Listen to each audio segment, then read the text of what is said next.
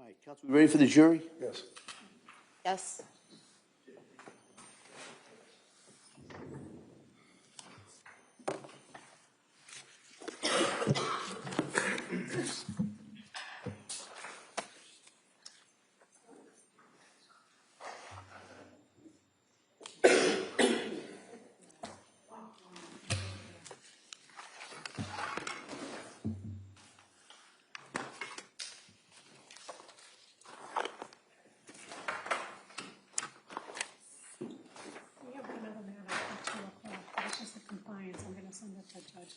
Court, all rise, please.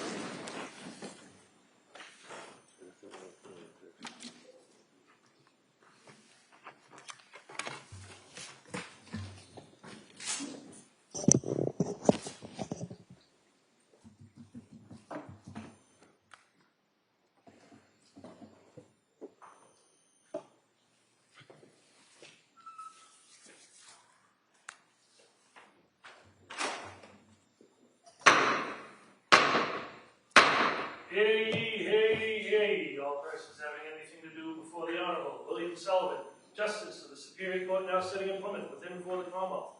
Draw near and give your attendance, and you shall be heard. God save the Commonwealth of Massachusetts. This court is now in session. Please be seated. Good morning, Madam. May I proceed? Yes, please. Your Honor, before the court today, we have a continuation of the jury trial in the matter of Commonwealth versus Lindsay Clancy. Ms. Clancy is present. She is represented by Attorney Kevin Reddington. And the Commonwealth is represented by Assistant District Attorney Jennifer Sprague and Assistant District Attorney Shane Buckingham. All right, thank you, Madam Clerk. Well, good morning, everyone. Good morning. All right. Nice to see everyone. You know, I'm going to ask you those questions, and we'll talk a little bit about today's schedule. So first question is, any member of the jury read, seen, heard, or overheard anything from any source about any aspect of this case that would affect your ability to be fair and impartial as a juror? Next question, is there any other serious matter or concern bearing on your service as a juror in this case that anybody needs to bring to my attention? All right, again, thank you for following those instructions. And what I wanted to, we'll talk a little bit about today's schedule. We're at the point in the trial where I think, as you saw a little bit yesterday, there's kind of some stop and starts that go through. And I think we're going to have a similar day today. All right, so I appreciate your patience with us as I deal with counsel about some things that I have to speak to outside of your presence. But as you see the cases moving forward, and those kind of gaps or the stops that you see are part of the reason that keeps the case moving. So I think the schedule today will be similar in some ways to what we had yesterday. All right. And so with that, we're going to now return to the defendant who's presenting her case at this time. Attorney Reddington. Thank you. Call Sue Clancy, please. Yeah, she should be in the hallway.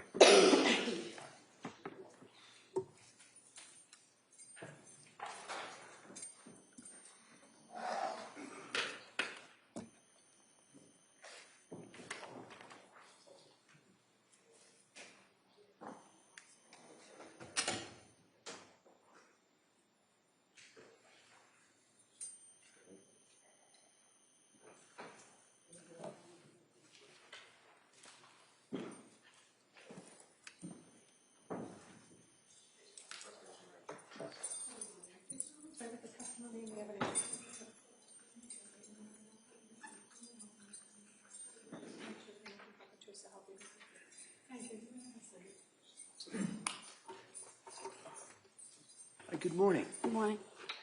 I'm just going to ask you to speak into that microphone, keep your voice up if you could. All right. Counsel. Good morning. Good morning. Like the judge said, keep your voice up so officers here can hear you as well. Thank you. And just tell us your name and spell it, please. Susan Clancy, S-U-S-A-N-C-L-A-N-C-Y. And what time do you live in? Situate. And you're married to Chris Clancy? Yes. And both you and Chris are mother and father of Pat Clancy? Correct. And you are obviously with and know Lindsay. Yes. Tell us what your relationship was with Lindsay, how you know her, and things.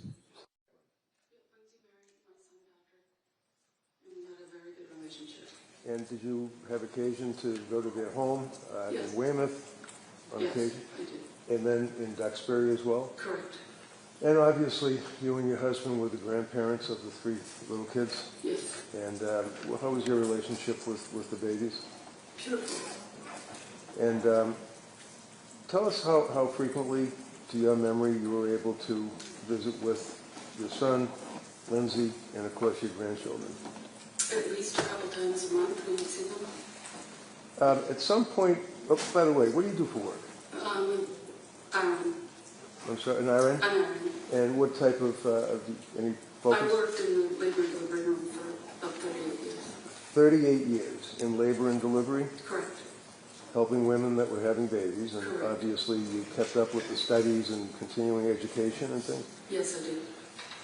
To that extent, in your capacity as an RN with 38, well back then it would have been 35 years of experience, I think. Yes. Fair to say that you, as I said, you would keep up with all of recent developments in postpartum psychosis, postpartum depression, all of that.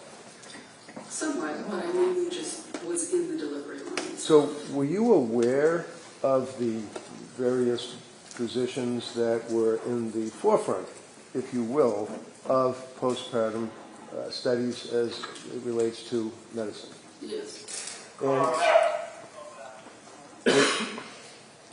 would one of the people that you were interested in be a person by the name of Dr. Meg Spinelli?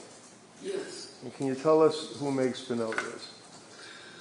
I don't really know Meg Spinelli well. We've spoken a couple of times. I believe she specializes in postpartum mental health. And have you met with her before? Not in person. Okay. Did you at some point ask Dr. Spinelli to help out at your hospital, and I guess they call it a rounds lecture? I asked her to bring on her experience and education in that area and share it with my colleagues. And did she do that? She did. And as time went by, dealing with your job, your family, your son, daughter-in-law, grandchildren, did you notice in 2022, after Callan was born, any change in the personality, if you will, of Lindsay? Several months after that I did. Would that be sometime in the fall? Yes. And can you tell the jurors, being as close as you were with the family, well, let me back up. As a mother-in-law, did you have any observation to observe Lindsay with her kids? Yes. Can you tell the jurors about how you saw her acting with her children as a mother? She was very nurturing, very loving. She was a wonderful mother. Wonderful. Did you ever see her treat her middle son, Dawson, bad because he didn't like him? No. Did she love Dawson, in your opinion? She loved her children, all of them, very, very much. And during that period of time, in, let's say October, November of 2022, what did you observe about Lindsay? She reached out to me in November and told me that she felt unwell. Did she describe any symptoms for you? She did. Tell the jurors what she said. She felt, mostly she had insomnia. She was losing her appetite. She was very anxious and sad. Did she tell you that she was seeing doctors? Yes. And at some point, did you recommend, did she come to you and ask you for help regarding seeing a doctor? Yeah, she asked for my support. And did you obviously gave it to her? Yes. And what did you do to make any recommendations for her? I reached out to my colleagues who were running a clinic for women that were struggling postpartum. Would that be the South Shore? Yes, correct. And at some point, as a result of your intervention, was a nurse practitioner, Julie Hall, agreeing to step in and help out? Yes. Did Lindsay see Julie? I believe she did. And you really pretty much were out of the mix at that point. You basically made the connection, knew that she was on there, right? Correct. Did you find that Lindsay was interested at all times in trying to get better and see doctors? Very much so. Did you find at all, do you have an opinion with your observations of Lindsay as to whether or not she was offered help and would just spurn it and not see doctors and not have She was treatment? begging for help. And during that period of time, you were there for her by text and by telephone and in person? Correct. Now, during that time that you were, let's say November and into December, the holiday season, do you recall the holidays for 2022? Yes. Can you tell us, was that a fun time for the Clancys? Lindsay was struggling. We were all very concerned. You knew in January, New Year's, actually, that she ended up going Yes. to the McLean Hospital. Yes. You know that she eventually got out of the McLean Hospital. Yes. Fair to say that you and Lindsay, as I said, communicated a lot by text messaging, right? Yes, correct. So I'm going to approach you with extraction report. This is a report that is done by the DA's Office of the State Police, Mr. Whiffen, on what's called Celebrate, where they can go into, did they examine your phone? No. They examined Lindsay's phone and obtained texts. Have you seen the texts? I think so. Okay. I'm going to approach you with the extraction report. Okay. And you can just take a look and see if your telephone number is on there, just for foundation purposes. Or if you, it is, okay. And just quickly flip through and see if you recognize those texts. You don't have to look at all of them, that's for sure.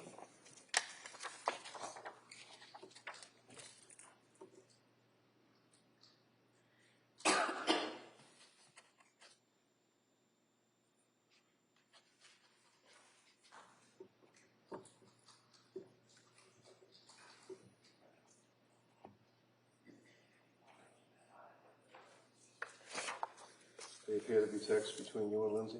Mm-hmm. Okay. Your Honor, I'm not going to go through each and every text. What I'm going to suggest is I would offer this, and then the jurors would be able to look at what they wish. Any objection?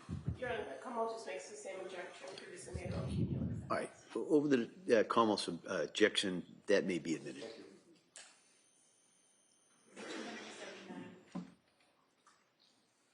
Thank you very much. Commonwealth?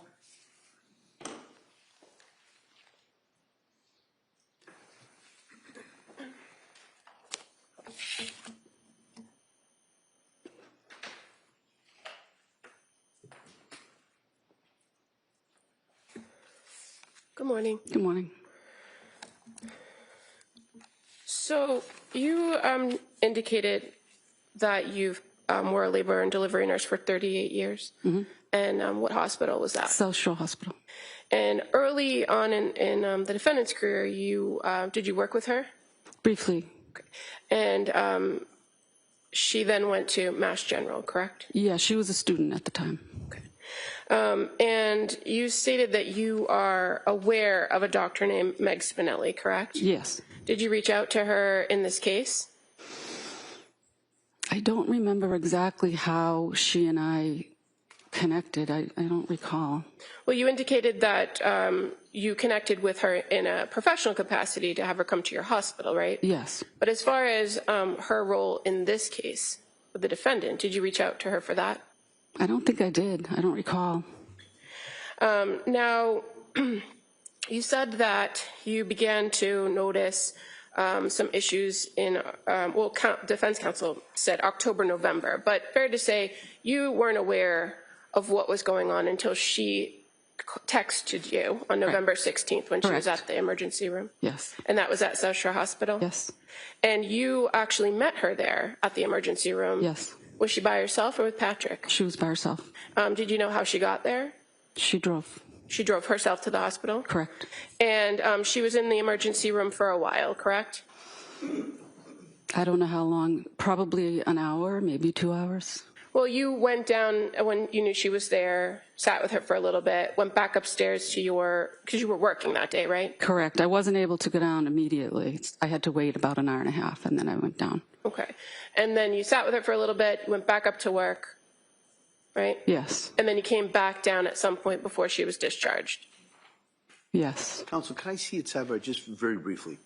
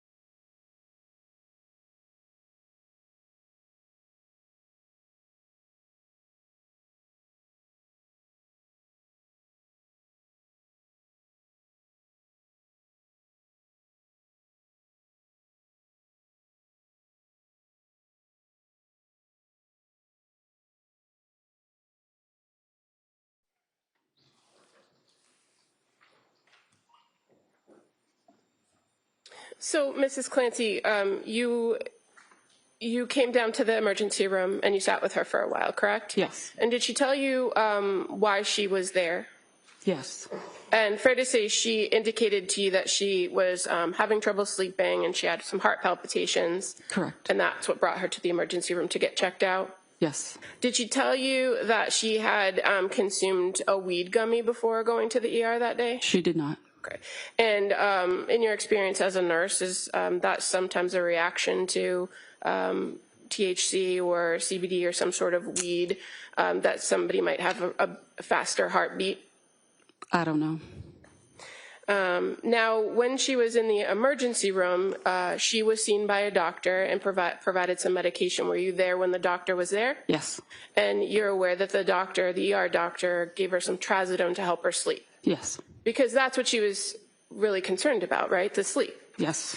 And when she left the emergency room, did you call her an Uber or have Pat come and get her or call your husband to come get her? No. She left in her own car, right? Correct. And so fair to say, after that ER visit, you remained in pretty constant contact with her, at least via text message, Yes. right? And that you would check in with her pretty much daily, and that's all in these texts. Yes. Now, you were familiar with the perinatal behavioral health clinic because of your work at South Shore Hospital, Yes. correct? Correct. And so the person actually that you connected with first was not Julie Paul, was it? No, it was one of the midwives that I was working with. And her name's Nanette. I think so. And so did she provide you with Julie Paul's contact information? She suggested Julie. Okay. And as a result of the suggestion, you reached out to Julie with Lindsay's permission, right? Yes. And you said that at that point you made the contact, knew she had spoken to Julie, and you kind of stepped back from the clinic. Mm-hmm. Yes.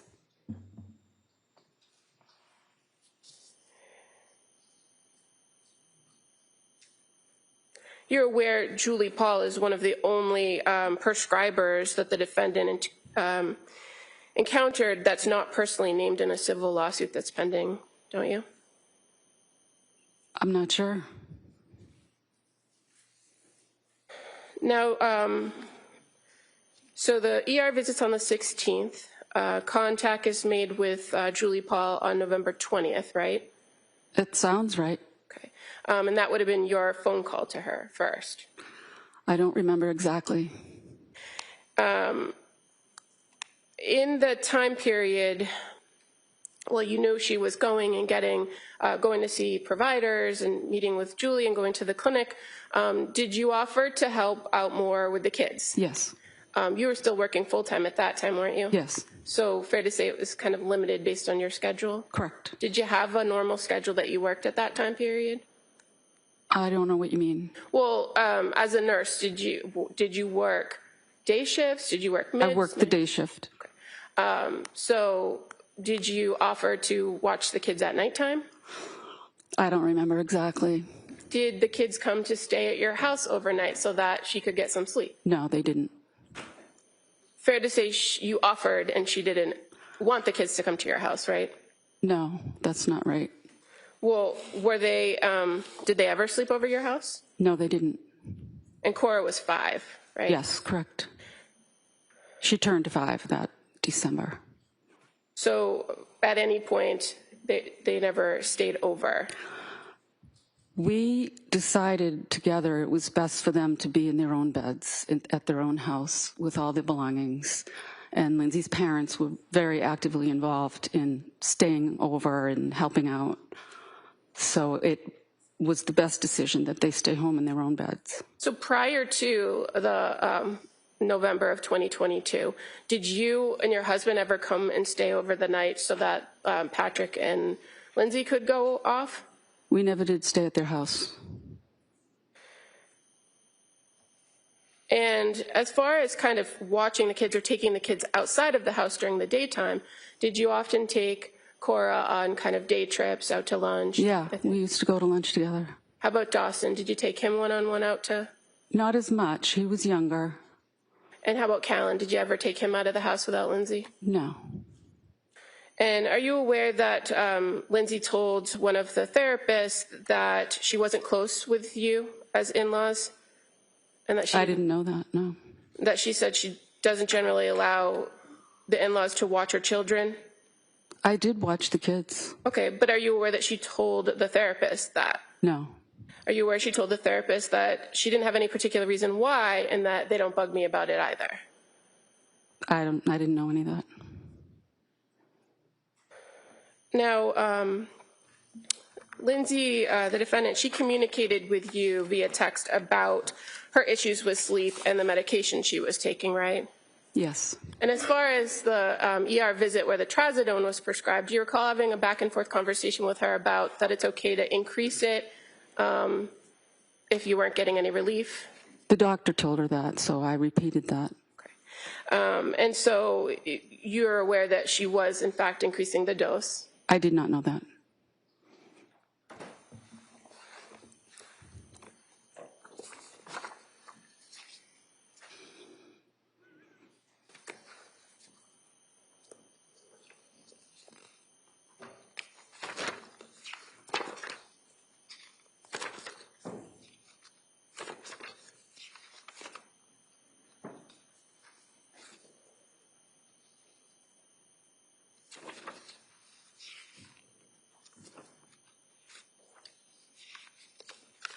Now, once she was seeing Julie Paul, did you continue to have conversations with her about how she was feeling? Yes. And you knew that she was taking some new medications after she saw Julie, right? Yes.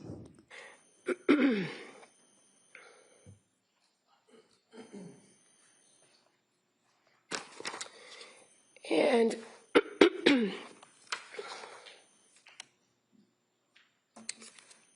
sorry, these pages are different than mine.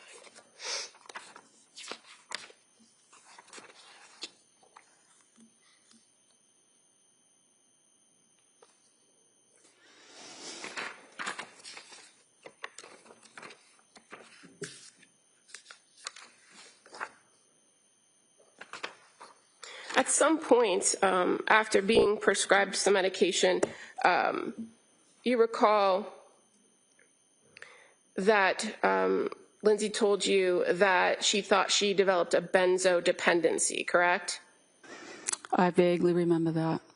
That would be on November 29th, where she says, I just deep down inside of me feel that I've developed a benzo dependence after just 2 weeks of using it, and I feel like no one is hearing that and addressing it, and we keep throwing different meds in the mix that aren't really addressing the real issue.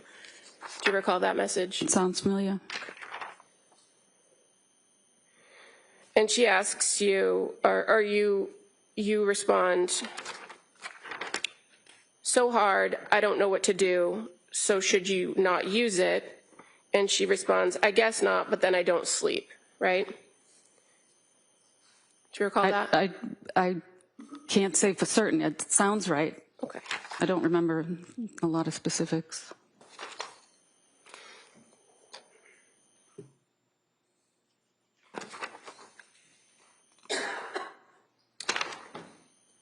And on November 30th,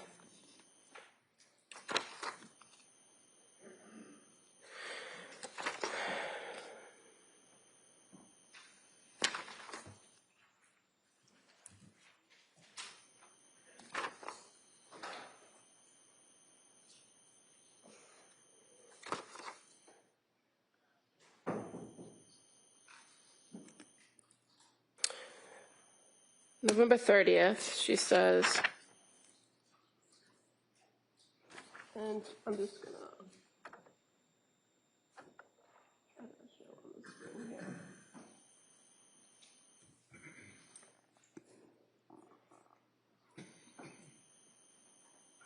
She says, I'm not okay and I'm terrified of taking meds tonight. Do you see that in the green? Yes. And then your response is, why are you scared? Why happens if you don't take them? What are you afraid of? What about Ambien, right? You're actively trying to help her kind of figure out the medication. Yes, there were a lot of medications. Okay. You're aware she wasn't prescribed all the medications at one time, but just that a lot of different combinations were kind of thrown around as options, right? It seemed confusing.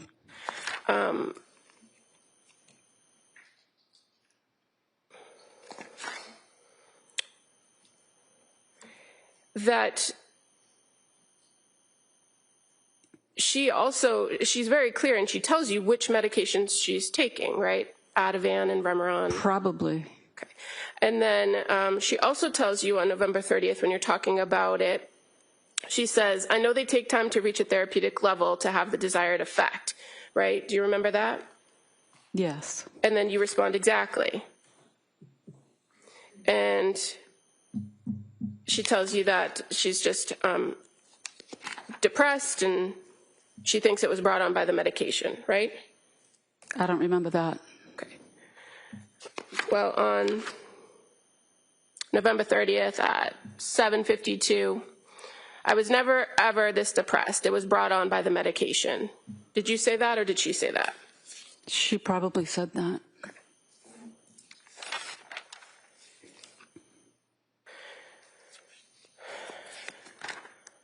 Now, you were asked about the holidays and Thanksgiving. You remember Thanksgiving? Where did you guys go for Thanksgiving? To my daughter's house. And do you remember telling the grand jury that during Thanksgiving things were better? I don't recall.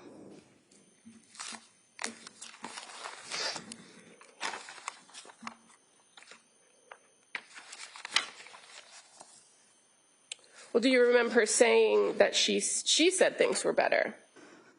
Do you remember that? Vaguely. Okay. You were asked, what was Lindsay like during the big Thanksgiving gathering? What observations did you make? Answer, she smiled. The girls all had Thanksgiving t-shirts on that sort of matched. We took a picture. She mostly focused on the kids and interacting with the cousins and the aunts and uncles. At one point, she went off a little into the distance, and I approached and asked her how she was doing, and she said, I'm trying hard to get better. I'm still working at it.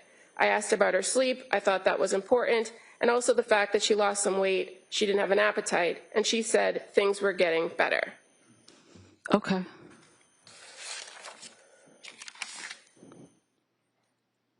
Now, during the holidays, you, in fact, took some time off of work so that you were around a little bit more, correct? Correct. And so when you were around a little bit more, did you spend all day, every day at their house? No. Fair to say you would come sometimes play with the kids, right? Yes. Do shopping for her. Correct. And then you actually went on vacation. Yes. You and your husband went to Aruba. Yes. How long were you in Aruba? 5 or 6 days, I think. And now moving towards Christmas, you had dinner with them at their house on the 23rd, right? I don't remember. Okay. Do you remember breakfast on Christmas Day? Yes. Was that at their house or someplace else? Their house. Okay. And then what did you guys do after breakfast? We went to church. And fair to say you've previously testified that breakfast was great. Yes. And that church was beautiful. Yes. And in fact, the defendant, she told you that it was great and that she was glad she went to church that day on Christmas Day. Yes, she did. And then after that, you're aware they went down to Connecticut to see her family. Right. Now, are you an active member in the Catholic Church? Yes. So you're aware that murder is considered a mortal sin? Yeah, Counsel, could I see you over here?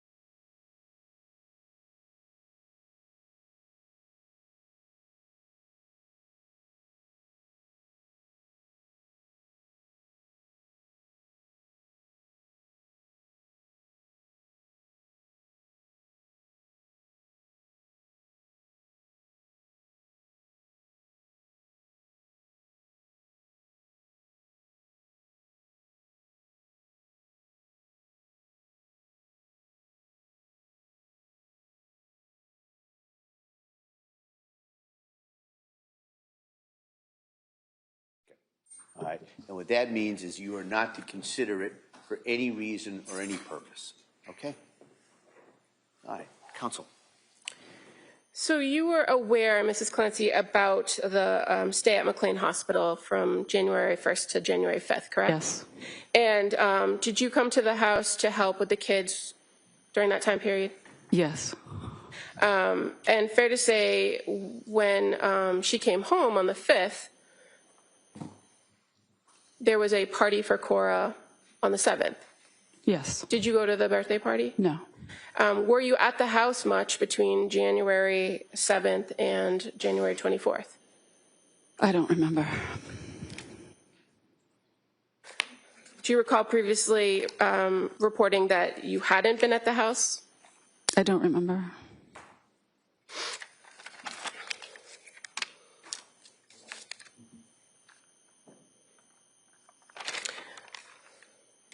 And during that time period, you never took the kids on a day trip or for a visit?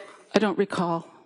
And were you aware that between January 7th and January 24th that Pat and Lindsay went to the Cape Codder with the kids? I'm aware of that. And that they went to the Museum of Science with the kids? Yes. And that Pat left Dawson and Callan home, or excuse me, left Dawson and Callan home to go take Cora skiing. Were you aware of that? It sounds accurate to me. On the ski trip, did they ask you to come over and stay with Lindsay while she was with the other kids? I don't remember.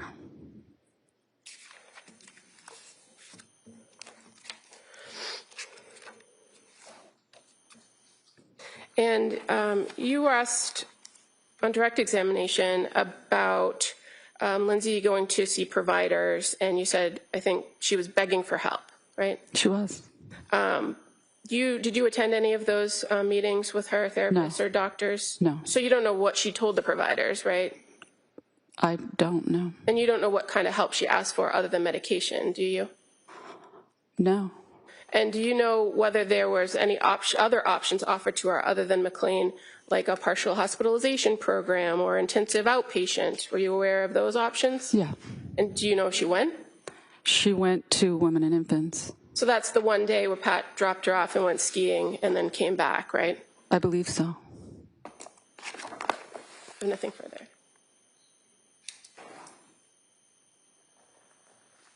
All right, Mr. Bennington, redirect? So she asked you about options that were available to Lindsay, correct? Yes. You mentioned one of them was that she could go to the Women and Infants program in Rhode Island that specializes in perinatal and postpartum, right? Yes. You know that she went there, right? Correct. You know she was turned away because she was over-medicated, right? Yes. You also know that they gave her numbers to call suicide hotlines, right? Yes. She called twice, not once, but twice, and again was turned away. Isn't that right? Yes. Thank you, ma'am. Come on. On that.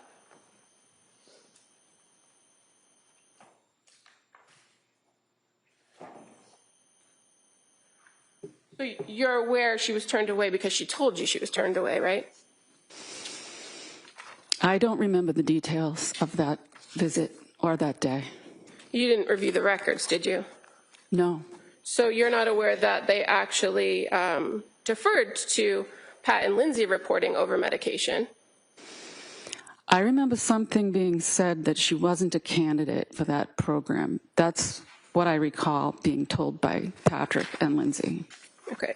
And that's because everything she described was reported connected to medication and occurred well after what's considered the postpartum period, right? I don't know.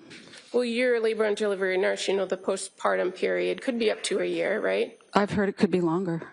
But generally, it's within the first 12 weeks that you start to see some symptoms. I don't know. You're aware that she was sent from Women and Infants with actually several options, where it included inpatient treatment for medication management, a partial hospitalization program focused on general mental health, or continued outpatient management. That's what she was sent away with. Okay.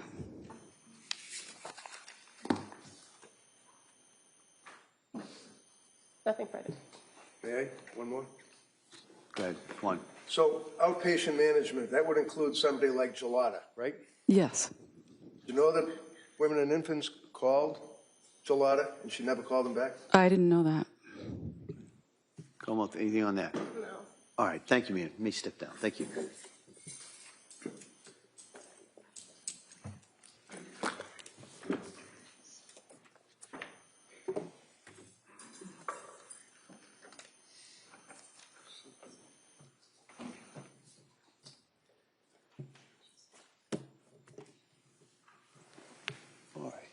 All right, well, members of the jury, this is one of those stops I told you about we're going to have kind of throughout today. So I'm going to ask you to go back to the jury room, hopefully just for a short amount of time, and then we'll bring you right back in and we'll continue with the evidence. Okay?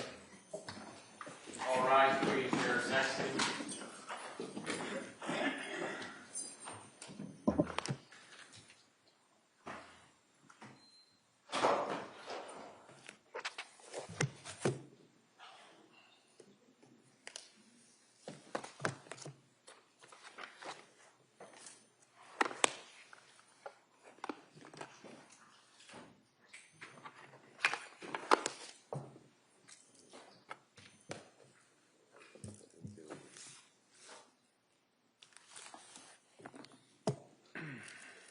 Jurors have exited the courtroom. This court's in session. Please be seated.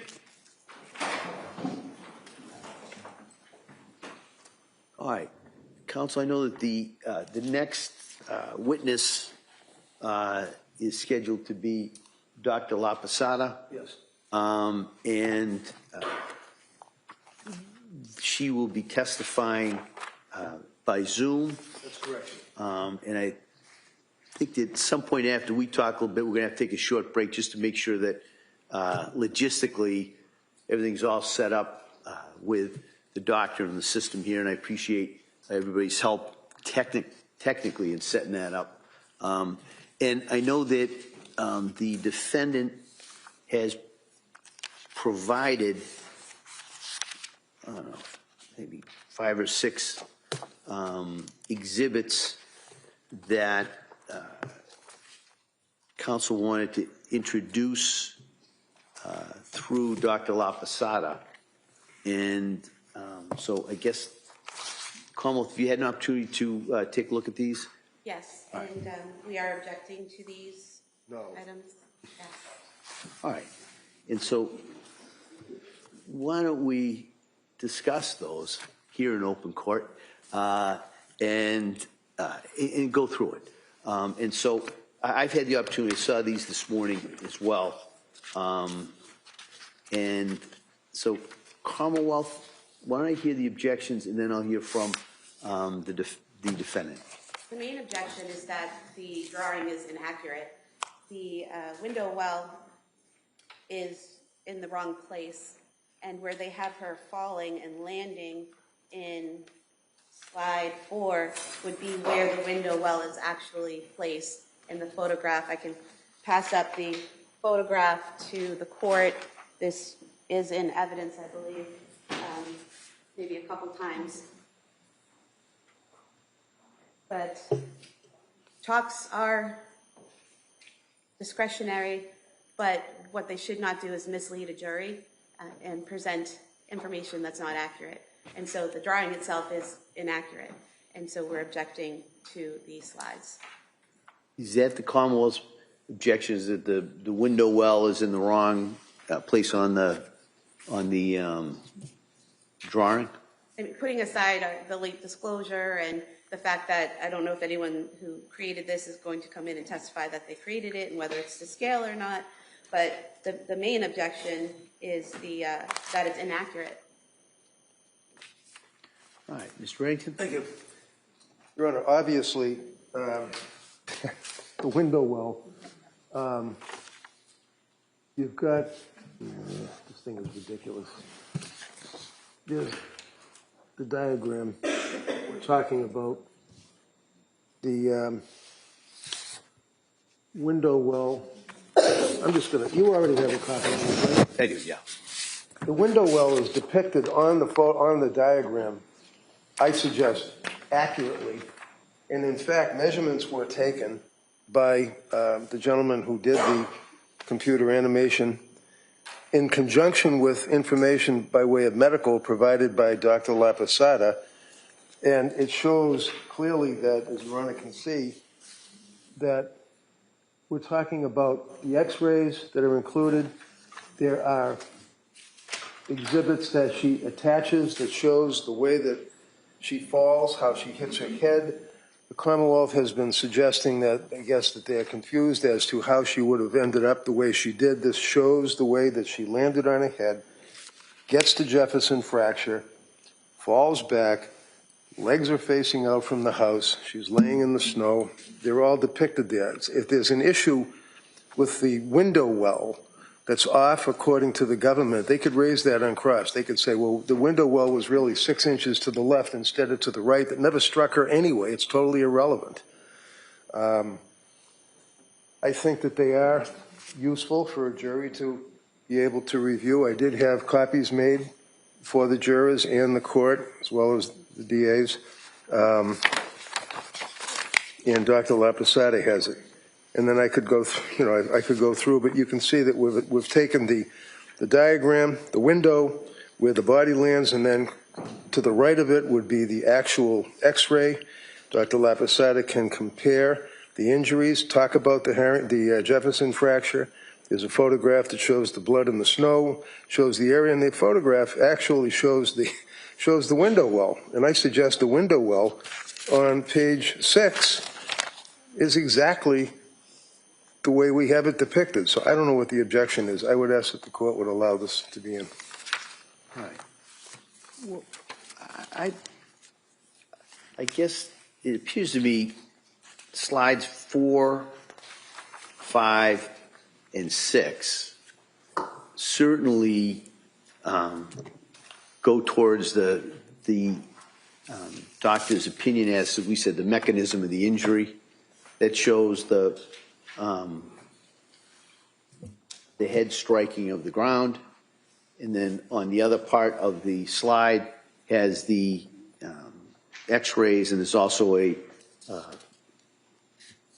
slide regarding the Jefferson fracture diagram. And then 5 is a diagram showing how the thoracic spine injury could have occurred. And there's a diagram regarding the thoracic spine, specifically T6. And then slide 6 shows and I think there has been testimony as that is where the defendant was found. And also then there's a thoracic spine, I think it's either an x-ray or some type of scan, as well as some of the additional medical devices that were found in that area. I'm not quite sure about 1, 2, and 3. That's fine. I can remove 1, I can remove 2, and we'll just focus, if you want, on 3 through 6. I think that goes more towards the doctor's kind of background and kind of what had been offered in regards to her opinion. Your Honor, I think you said you were unsure of 1, 2, and 3. Yeah. And defense said he could go with 3, 4, and 6. 3, 4, 5, and 6. So 3 was an issue, was it not? What's wrong with 3? Well, I think, again, I think 4 kind of would cover what's dealing with that. All right. So I would allow in slide 4, slide 5, and slide 6. Okay, thank you. Okay. Not our objection. And so what we'll do is, objection noted. And then what we'll do is take a short break at this point, set up the Zoom call. Also, I know we're going to have to probably make certain changes to the jury book that was going to be presented. So the only slides that will be in that book will be, like I said, just so we know. 4, 5, and 6. Yeah, just so we know which ones we're talking about. Okay. There's a book?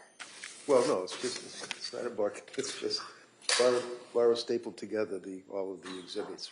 All right. So just so we know what we're talking about, right? 4. And 5 is the thoracic spine. Yes, and like I say, I've got enough for the jurors plus you and the DAs. Right. Okay. And then 6, I just kind of want to make sure that we're all talking the same. 6. Okay. Perfect. Thank you. All right. So why don't we do that? We'll take a short break so that those changes can be made and we can set up for the Zoom, and then we'll come back out and we'll proceed with Dr. Lapasada. Thank you. Okay? All right. Thank you. Court, all rise.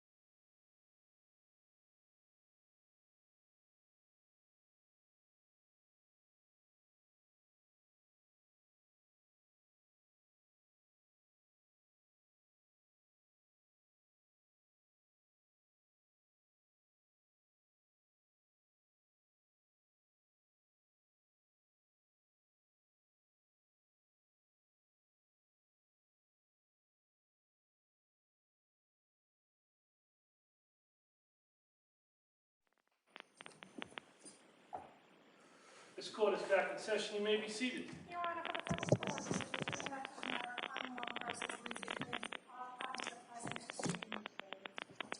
All right. Are we ready for the jury? Yes, we have some kind of background noise. I don't know if there's anything that can be done with it. I know, I'm not sure. I'm probably the wrong person to ask in regards to that. I'm right behind you.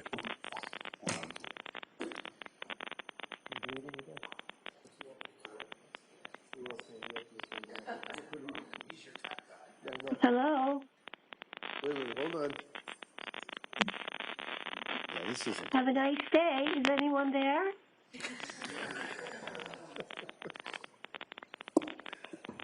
Hold on, Doc. I'm not sure this is going to work at this point. So why don't we see if we can get somebody to address this. You can see your leg. We'll get it done. But we can call someone at FTR or somebody. So why don't we take a further break? We'll figure this out. I'll ask the crowd. Yeah. All right. All right. Thanks. Court, all rise. There goes that side.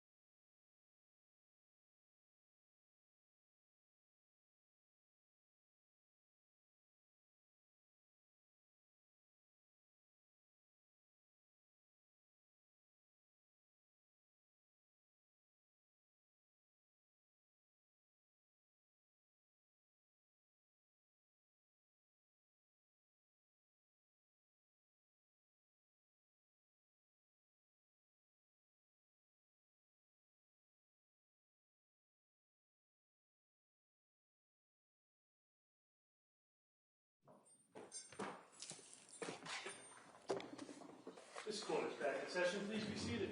For the purpose of the record, we return back to the matter of Commonwealth versus Lindsay Clancy. All parties are present excluding the jury. All right, so I think probably it makes more sense to address the, whatever the technological issues were on the Zoom. Maybe that could be done during the lunch period. And then we can go forward. I know the defense, next witness would be, is it Dr. Condi? Yes, Donald Condi, C-O-N-D-I-E. And I know that we had talked about a possible voir dire in regards to Dr. Condi. Do the parties see the need for the doctor testify that, or maybe we could just hear the offer of proof or what the expectations of the testimony is, and then we can. I don't know what the objection is, so. Yeah. Well, so the objection is that we were provided with an affidavit. The original affidavit that was provided, counsel agreed that it referred to standard of care, which is not the issue in this case. It really reflects his opinions in a civil case. So we were provided another affidavit, which appears to factually have the same numbered paragraphs and just deletes the ultimate opinion section and adds that Dr. Tufts and Nurse Gelato were aware that Lindsay was experiencing symptoms of suicidal ideation and a critically deteriorating condition while under their care and failed to take reasonable steps.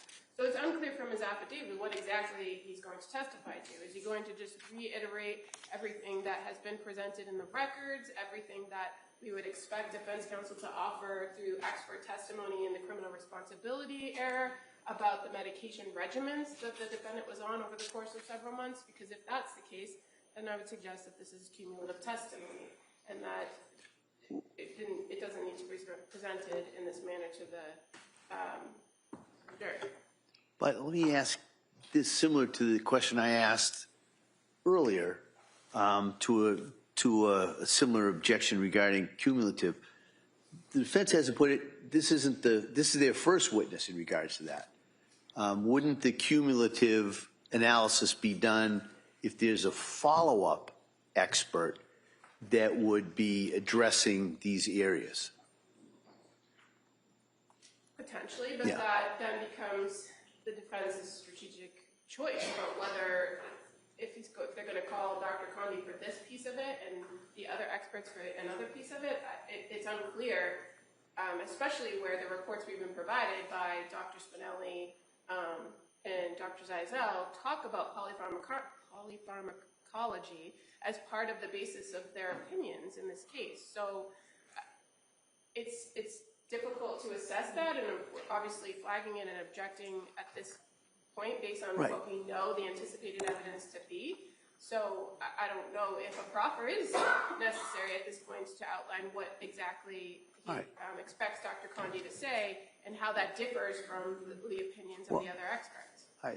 It seems to me that the main objection may lay in regards to Dr. Spinelli then, whether or not, it depends on what her testimony is and how that overlaps with whatever Dr. Condi's is at this point. If I may, Judge. Yeah.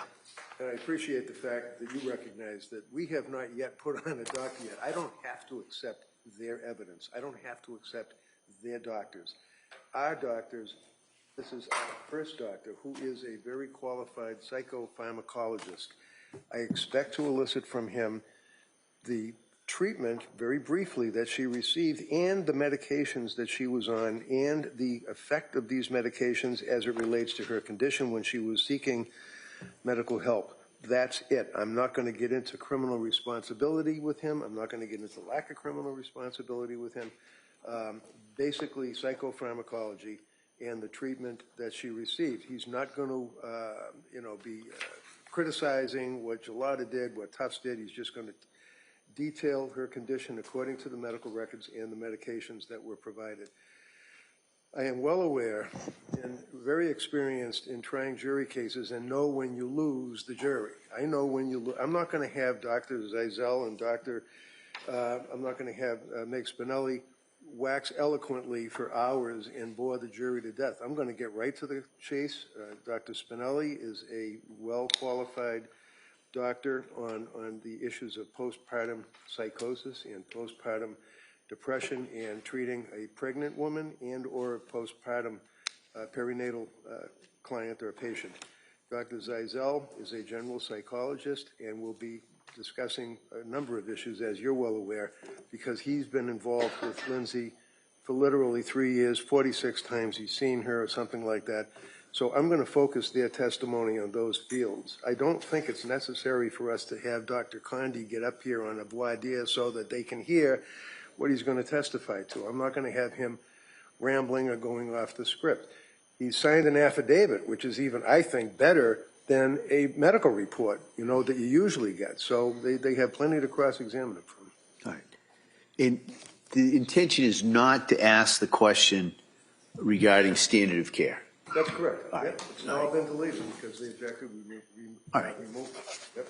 All right, so over the Commonwealth's objection, I'm going to allow at this point Dr. Condi's testimony in line with the affidavit, basically in line with that affidavit, with the holding he's not to testify as to the standard of care opinion as he had the original statement. Can I just tell him that to make sure? Sure, yeah, I think that's a great idea.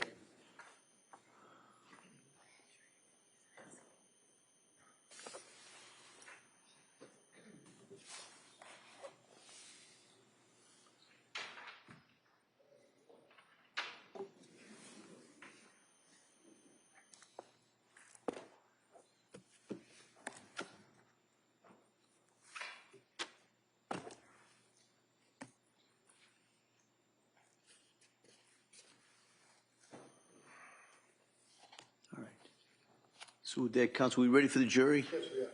Okay.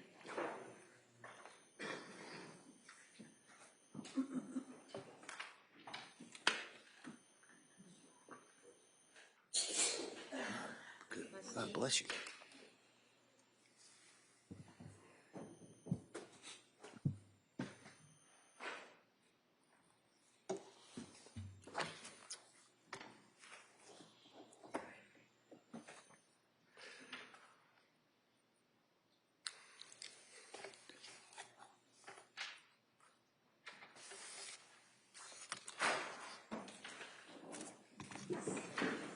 All right, please, you're entering.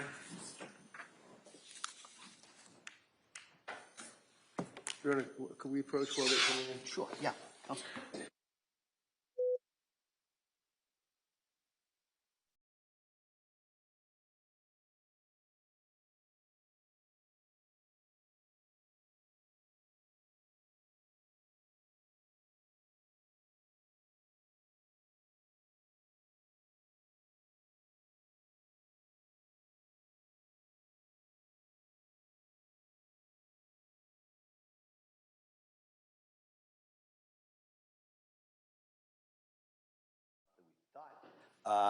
And basically the real problem is a technological issue. It was going to be a Zoom call. There's been some problems. We're going to try and work on that. So instead of going with that witness, we're going to go on to the next witness, and then we'll put the technological problems for later. All right? So with that, Attorney Reddington? Yes, thank you, Judge. Dr. Crane?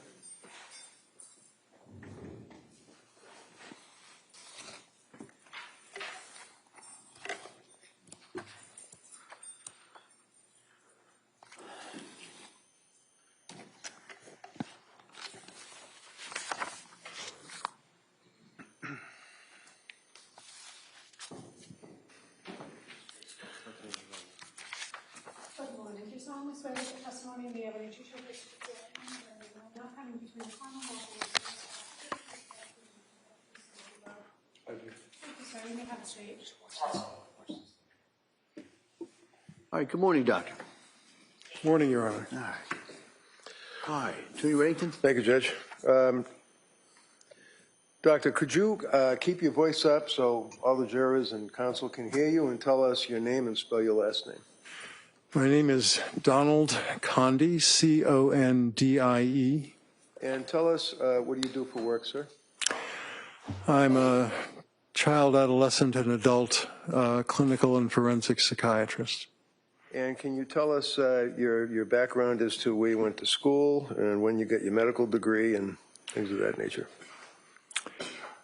I graduated from Tulane University, then spent some time in graduate school at the University of New Orleans, then went to medical school at Louisiana State University in New Orleans. And then I came to Boston to the Massachusetts Mental Health Center to train in psychiatry. And where is that? The Massachusetts Mental Health Center was at 74 Fenwood Road. That building has been demolished, and now they're at 75 Fenwood Road in Boston. I was referring to more like, is that affiliated with any particular medical schools? Yes. What is it? Harvard. And what years were you working at the Mass Mental Health Center affiliated with Harvard? I started there after medical school. I graduated in 1982 from medical school, was an intern in 1982 to 83, and that was a Harvard-affiliated internship, and then residency was 83 to 85 for adult training, 2 years, then 85 to 87, which is 2 years of training for child and adolescent. Then I did a forensic fellowship also at the Mass Mental Health Center. And during that year, I spent some time at Harvard Law School as a visiting fellow. And do you have, or did you have any board certifications that you can tell us about? I'm board certified in adult and child and adolescent psychiatry. Do you have a particular focus also on medications that are utilized in the course of psychiatry? Yes, I've spent a great deal of my career treating people in the state system with psychotic disorders and mood disorders. Tell us a little bit about that. Was there one particular period of time that you worked with literally more than 100 people that had serious psychotic disorders? Well, the Massachusetts Mental Health Center was a state inpatient facility. So we had many people with either no insurance or mass health insurance. Probably at least half of the patients at any given time would have had psychosis or a major depressive disorder. Have you, in the course of your career, following through on psychosis or major depressive disorder, had any focus or treatment on women that are either pregnant or have had little babies and they are looking for help in the postpartum period? Yes. Tell us about that. Well, starting in my residency, so in 1983, we had several patients at the Massachusetts Mental Health Center who were pregnant and were also sometimes afflicted with psychosis. We also had people who had delivered a child but were then hospitalized, sometimes with a psychotic depression or sometimes with simply suicidal ideation.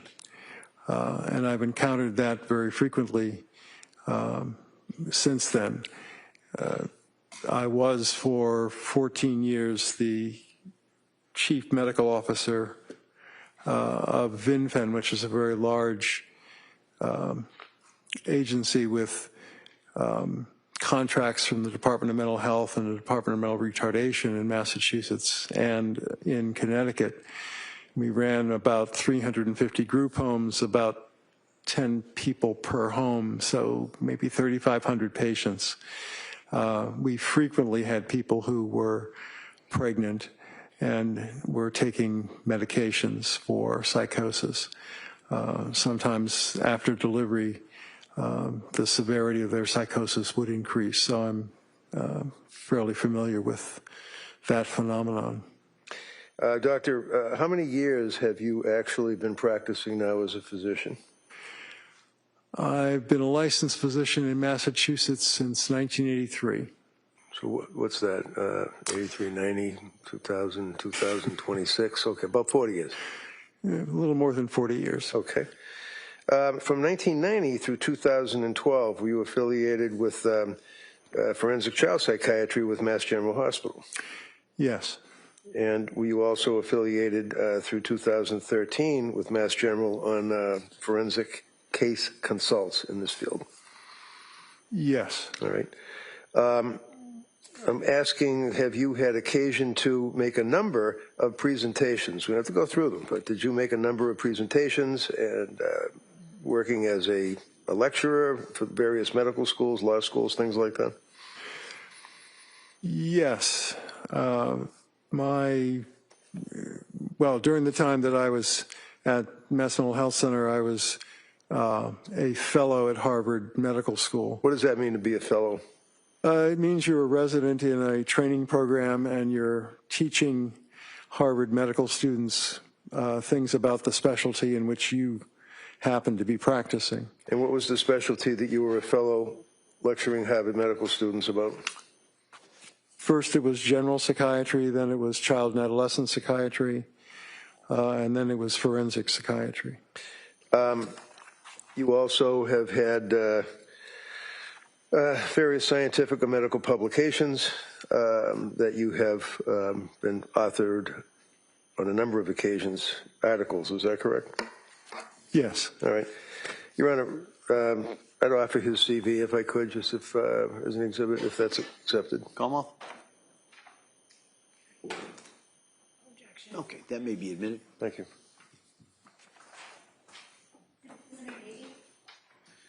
Now, doctor, if you can tell me, do you know, not necessarily personally, but do you know of Lindsay Clancy? I know about the case in general, but I don't know anyone personally. Now, you have never met her, is that correct? That's correct. You've never talked to her, right? Never have. You've never evaluated her for what's called criminal responsibility, is that correct? That's correct. I have not. I consulted with you for purposes of psychopharmacology and issues like that in this case, is that right? Yes. Fair to say that we've had a number of conversations in the evening, off hours, about various medications administered to women that are pregnant or postpartum, is that right? Yes. Excuse me. Can you tell the jury, in a summary, what documentation, medical records, police reports, things of that nature on this case that you've had a chance to review? Well, I've reviewed the records of Rebecca Gelada, the nurse practitioner, Dr. Jennifer Tufts, the psychiatrist that saw Ms. Clancy. I've reviewed the Brigham and Women's Hospital records and the women and infants records. I've reviewed the McLean records. And I might be leaving something out. You know about her background as far as her employment as a labor and delivery nurse and her family, her 3 children and her husband that she was married, right? Yes, I'm familiar with that. Okay. So if I could, Doctor, direct your attention to, let's say, the fall of 2022, end of September. Can you tell us what Lindsay's status was as far as maternity leave with work and any complaints that she had at that time regarding her mental state? From my, excuse me. Could I get some water? We've got some on the way. Thank you. Thank you. Appreciate it. Sorry, my allergies are kicking up.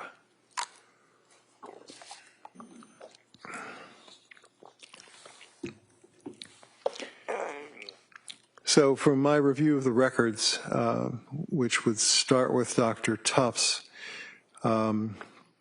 records, my understanding is that Ms. Clancy was planning to go back to work as a labor and delivery nurse at Mass General.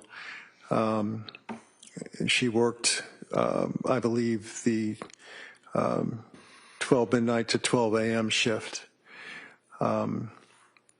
And she began to experience, as she had to some extent after her first 2 deliveries, some postpartum anxiety, and consulted Dr. Tufts at that time.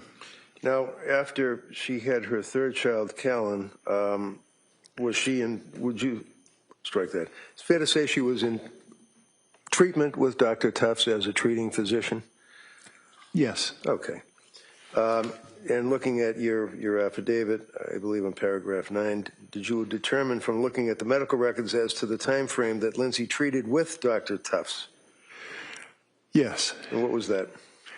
She started in the middle of September 2022, and I'm sure that her last appointment was January 23rd, 2023.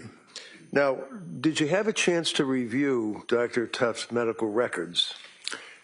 Yes, I did. Can you describe them for us, please?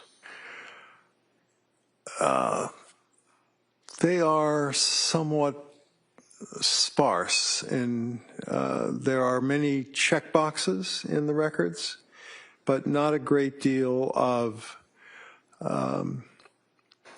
sentences that describe what was done during sessions. Were you aware that the sessions that Dr. Tufts conducted with Lindsay from September, the end of September, up through January 23rd were all televised on a computer? Yes, they were all video. Do you recall the medications that Dr. Tufts prescribed Lindsay? I believe the first medication she started was Zoloft, 25 milligrams. And what is that? Tell us what Zoloft is. What Zoloft effect does it have on a person? I'm sorry? What effect does that have on a person? Well, Zoloft is a selective serotonin reuptake inhibitor, which is a type of antidepressant that started being used around 1988, I believe. Prozac was the first one, Zoloft was the second. When it works to be helpful, it combats both anxiety and depressive symptoms that people might have. It also has, in some people, an effect of causing a feeling of jitteriness and increasing anxiety. So it's something that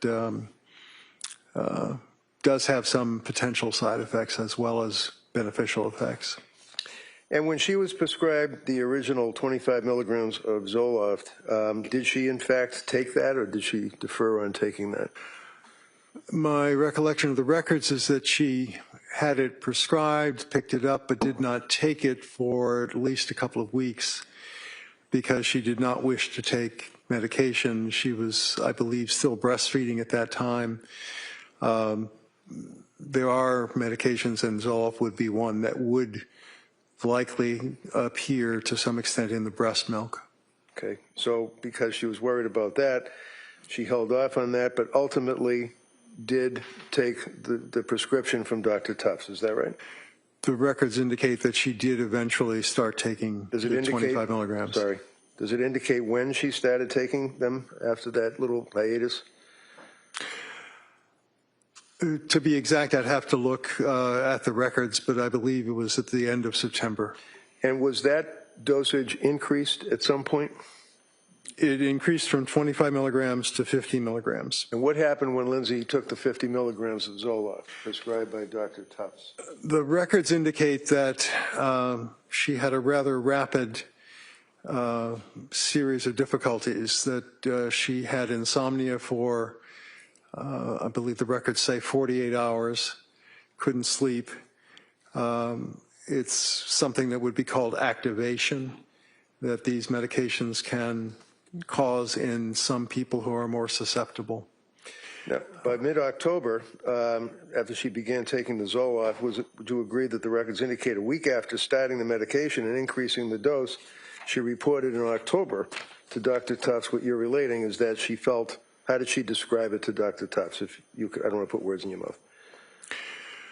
Well, she felt that she talked about being numb. She talked about not being herself. She talked about feeling worse, not better. Antidepressants usually take at least 2 to 3 and frequently 4 to 6 weeks to have useful effects, but sometimes side effects can happen very quickly. Did she also indicate, looking at your affidavit, that she was crying all day, she was experiencing mental fog, terrified to start something new, anxiety had gotten much worse? Did she tell that to Dr. Tufts at that time at the end of October? Yes, I do recall those things being in the record. All right, and following through again on your affidavit, was there further explanation from Lindsay's recitation of symptomology to Dr. Tufts? Did she further state about racing thoughts, paranoia? What did she say? Look at your report, look at your affidavit, if that helps you refresh your memory. I actually don't have the affidavit with me at the moment. I do have some of the records, but... well, let me just approach you then and hand you your affidavit, paragraph 13, and see if that refreshes your memory. Thank you.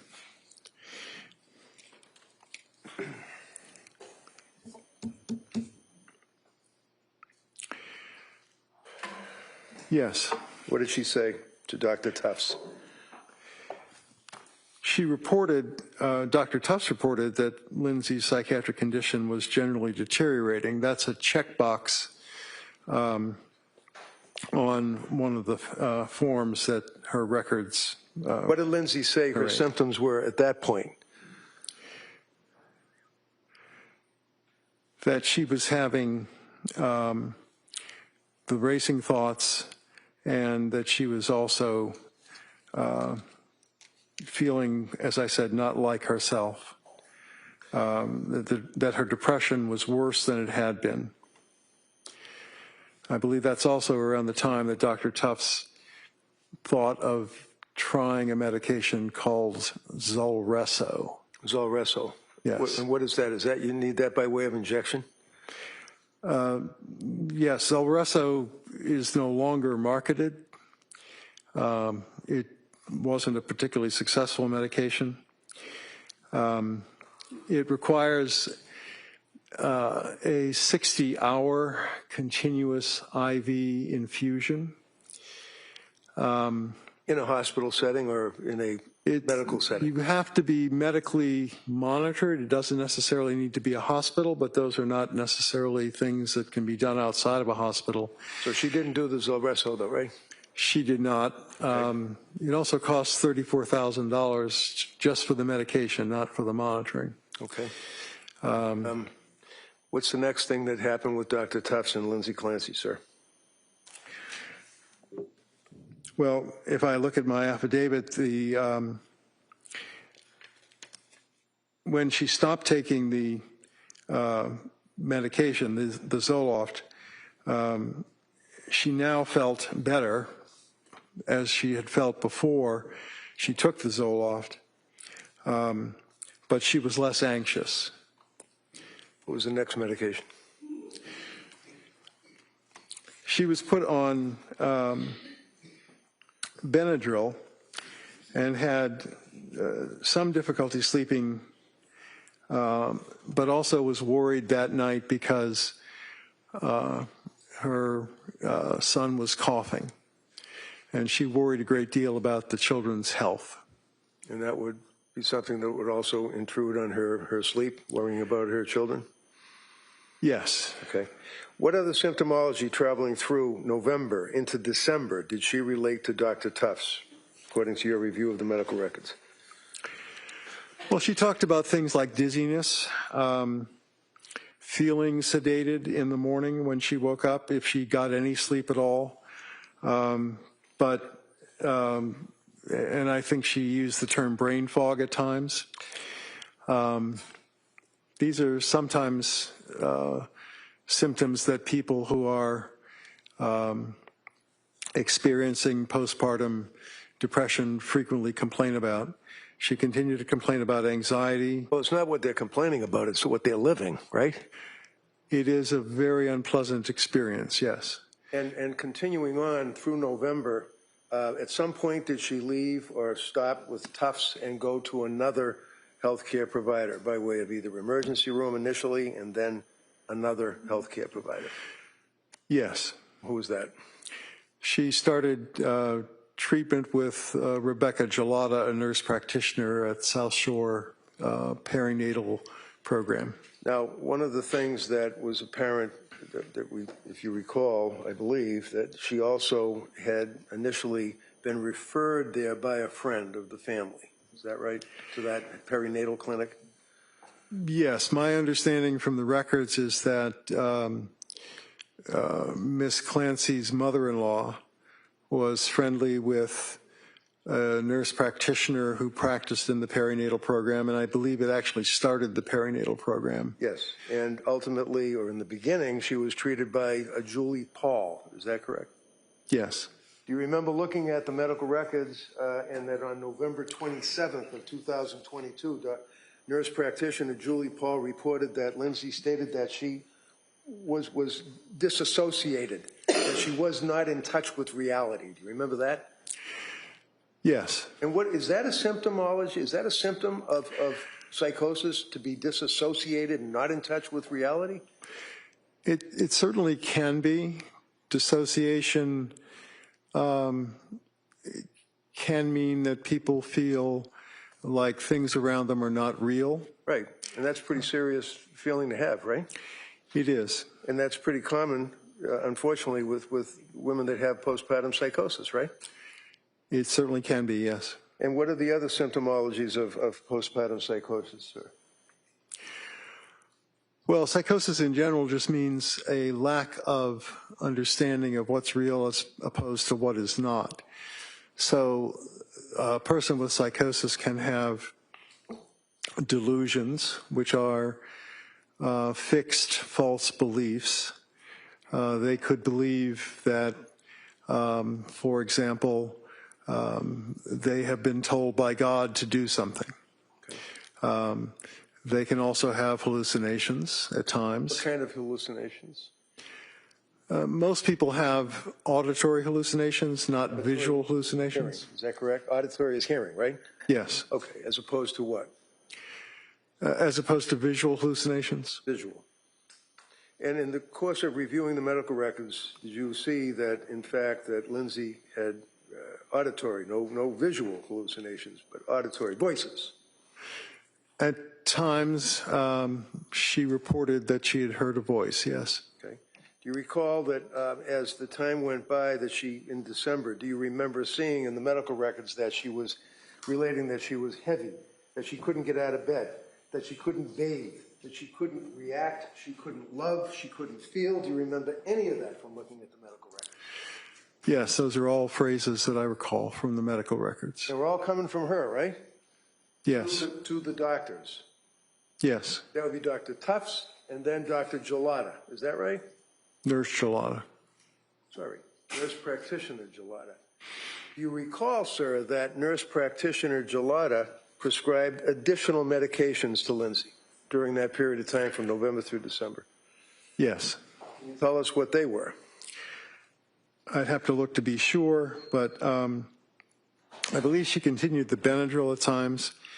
And there was some talk about the use of Buspar, but I believe that was Dr. Tufts. About the what? I'm sorry? I said it. I'm sorry? What was the word you just used? Oh, sorry. Buspar, which is the brand name for Buspirone, which is an anti-anxiety medication. Right. How about Remeron? Was there ever a prescription for Remeron? Remeron is a different kind of antidepressant, which helps people sleep a little bit and also sometimes helps their appetite. Yes, that was another. The answer is yes, she was prescribed Remeron? Yes, she was. And that's an antidepressant? It is. Is that mocking or similar to, but not exactly the same as the selective serotonin reuptake inhibitor, Zoloft, Prozac, things of that nature, right? It's similar in the sense that it has an antidepressant effect. It has some effect on serotonin. It has some effect on the adrenergic system as well. The what? The adrenergic system. Adrenaline is a neurotransmitter. It's also a hormone that circulates if you are suddenly scared or something like that. You get a surge of adrenaline. So if you were in a near-miss car accident, you might find yourself shaking because adrenaline will flood into your system from the adrenal glands. But it's also a neurotransmitter, and mirtazapine has some effect on that. Now you said mirtazapine. Is that the same as Remeron?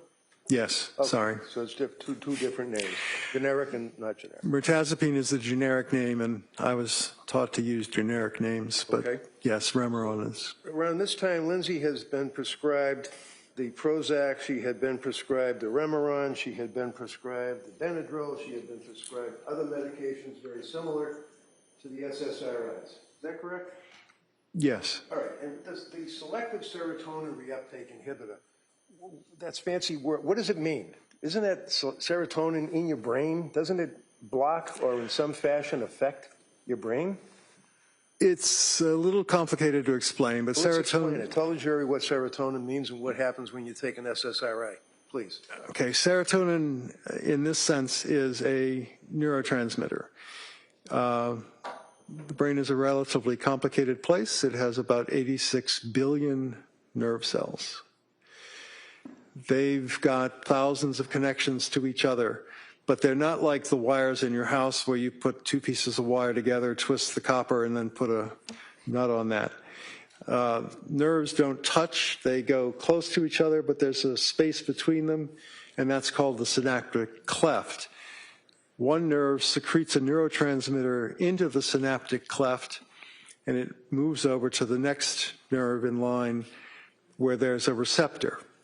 Serotonin does that in the synaptic cleft, but it's also taken back up by the nerve that secreted it so it's reuptaked.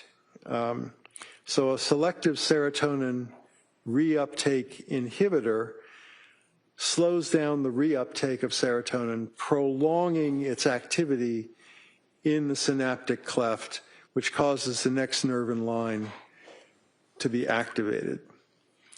I'm sorry that it's so complicated. So that's what serotonin is doing, and that's what a reuptake When a woman inhibitor is does. pregnant or has just had a baby, can you tell me what effect, for example, hormones have when a person has a baby? I know we're two guys, but I mean, do you know what happens when a woman has a baby? I've been at quite a few deliveries, yes. Okay. The fact is that many hormones increase. So progesterone is a hormone that many people have heard of.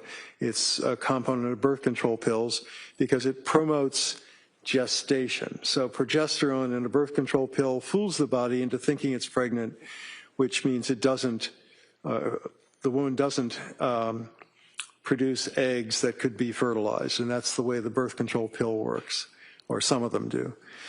Progesterone goes down very quickly after birth, as do many other hormones that are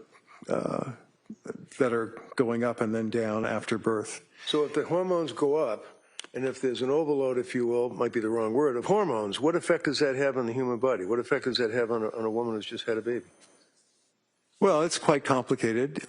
Just tell us basically what your feeling is. If they want to get into it, they can ask. But what effect does it have on a woman that has a baby? Well, one of the other hormones that goes up is prolactin. So after the woman gives birth, prolactin promotes lactation, and it's a hormone that increases so that the mother can then breastfeed. These hormones are also seen in all mammals that feed their young through producing milk. So it's a very common mammalian thing to do. But other kinds of things can happen to... Did you say males or mammals? Mammals. Okay, because mammals don't breastfeed, right? I'm sure they don't, yes. Okay, so as far as the hormone, again, I would ask, when a woman has a baby and the placenta, I think I pronounced that right, is through the birth, all of a sudden, what happens? It stops that massive influx of hormones, or it increases that influx of hormones? Well, some hormones go up, like prolactin, and some hormones go down very quickly. What effect does that have, in your experience, and your education and your research, on women that have a baby? What effect does that have on them? Well, many women experience postpartum blues. What is postpartum blues? It's a feeling of... Thing. I'm sorry? Sounds like a 50s thing. What's postpartum blues? It's a feeling of low energy and being sad, not as serious or usually as long as postpartum depression. What is postpartum depression? Is that the next level? It's a more serious condition where the woman may feel that she can't connect to the baby, that she feels isolated, she has no energy, she may also have insomnia. So, for example, if a woman is unable to sleep, feels as though she's losing a contact or connection with her infant, is stressing about not having that contact with her infant, feels that she's unable to emote or feel love or any emotions and can't relate to people, and also is out of reality, are those, or disassociative state, are those, in your opinion, symptoms of postpartum depression and or leading to postpartum psychosis? Yes, they are. And Lindsay had those symptoms, didn't she? She reported all those symptoms, yes. Doctor, when a doctor like Tufts is meeting with a person and checking the boxes, can that doctor give a blood test to the patient? Certainly. Is that important, in your opinion, that a doctor give a patient, especially a woman who's coming to them for help with these symptoms, give them a blood test? Yes. And again, we all know what blood tests are, but just tell me, I mean, is that a simple test? Is it a complicated test? It's fairly simple to have blood drawn, and there are many tests that are relevant, particularly after a woman has given birth. Why? Well, some women become anemic. Depends on how much blood loss might have occurred during birth, but there's usually some blood loss. So checking hemoglobin levels is important. The thyroid can be affected by delivery of the baby, and some women in the postpartum period develop inflammation of the thyroid. The thyroid is a very important gland that regulates many parts of the body. Is that why many times when a competent psychiatrist is treating a patient that is postpartum after having a baby, that they might run, and I may be wrong saying it, but a thyroid test? They would do most commonly two different kinds of thyroid tests. They would test for thyroid stimulating hormone, which goes up when the thyroid hormones that also can be tested for actually go down. So thyroid stimulating hormone is telling the body, make more thyroid hormone because it's not enough in the circulation. Did Tufts ever use a blood test at all in her treatment? No, she did not. Did Tufts ever check the thyroid levels of Lindsay Clancy at all during her treatment? No, she did not. How about Gelada? Did they test any of those things? No, Nurse Gelada did not do blood testing either. Now, you've made reference, sir, to postpartum depression, postpartum psychosis. You're familiar with the DSM, or what is referred to as DSM 5TR. Statistical Manual on Mental Disorders. 5, you said TR, that would be right there, meaning text revision? Correct. All right. And I'm approaching you with this and asking, you see that section there? Yes. And what is that section?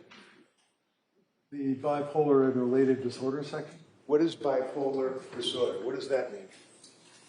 Bipolar is the newer name for what used to be called manic depressive illness.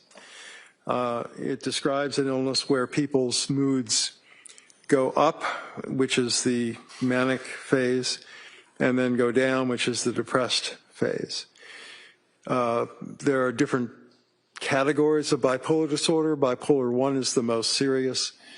Bipolar 2 disorder also has similar fluctuations of mood, but in both cases of bipolar disorder, most people spend more time being depressed than they do being manic. Now, just tell me, what does manic mean? What does that actually mean? They feel usually euphoric, that they don't have... They're up? You're really up. Okay. You're extremely optimistic. You might spend a lot of money foolishly, but you wouldn't worry about that because certainly you're going to win the lottery. You can just feel it. So there can be psychotic thoughts along with bipolar mania, unreasonable expectations. Like I said, that you are destined to win the lottery, or in serious cases, you can believe that God is speaking to you and has appointed you to do some special thing in life.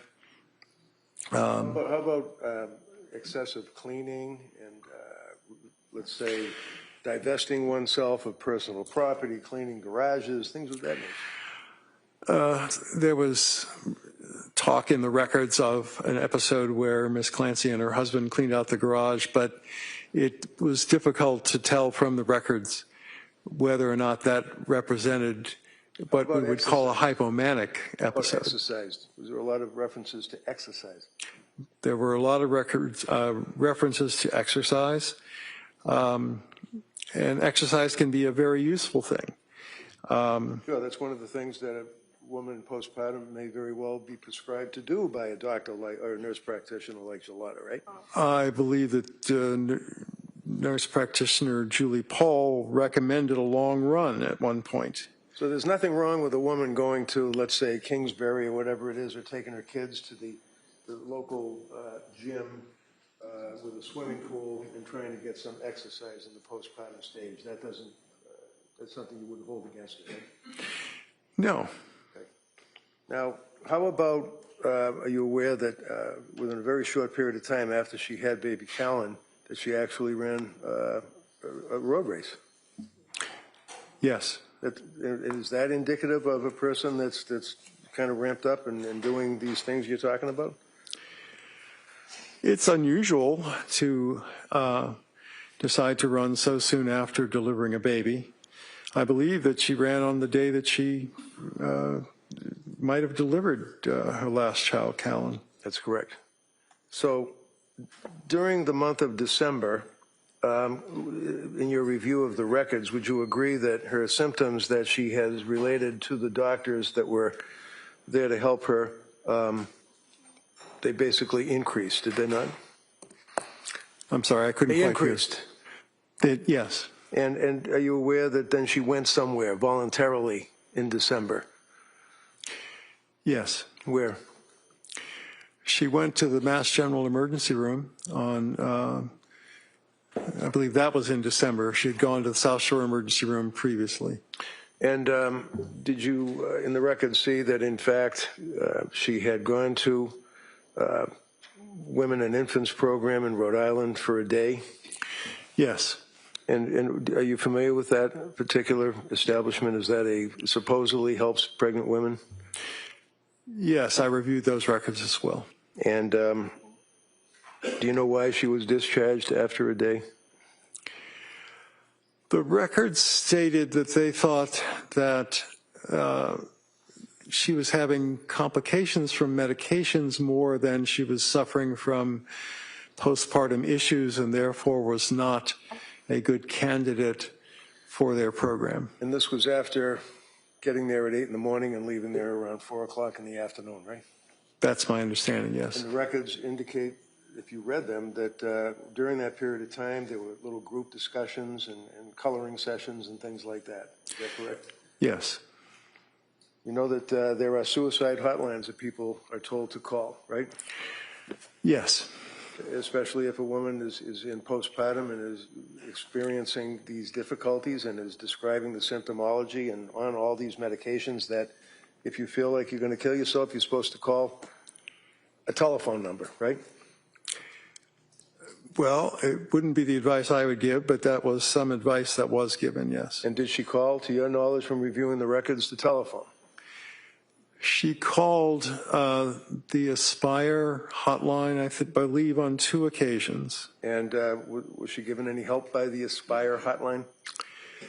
I believe the records say that she was told by Aspire that since she did not have a suicide plan, she did not require what's called a higher level of care, meaning an inpatient admission. So she basically had been to Nurse Gelada. She had contacted Aspire on 2 occasions. She went to Rhode Island Hospital on a recommendation the day after she was recommended to go there, and left after not being accepted. After calling the suicide hotlines, things got to the point where she and her husband went to an emergency room. Is that right? Yes. And did they get treatment did she get treatment at the emergency room? I believe the first time that she went to the Mass General Emergency Room, they recommended that she consider an admission at McLean, but she and her husband decided that they did not want her to go inpatient at that time. How about the next time she went to the emergency room? The next time she went to the emergency room, which was not very long after, she was admitted to McLean. McLean Hospital, and that would be that would be the locked wards for a period of about 4 days, correct? Yes. In reference to the bipolar disorder that we touched upon, sir, is that something that's a consideration when you're treating, as a psychiatrist, a woman who's coming to you for help and expressing concerns about the symptoms that we've talked about? Yes. Why?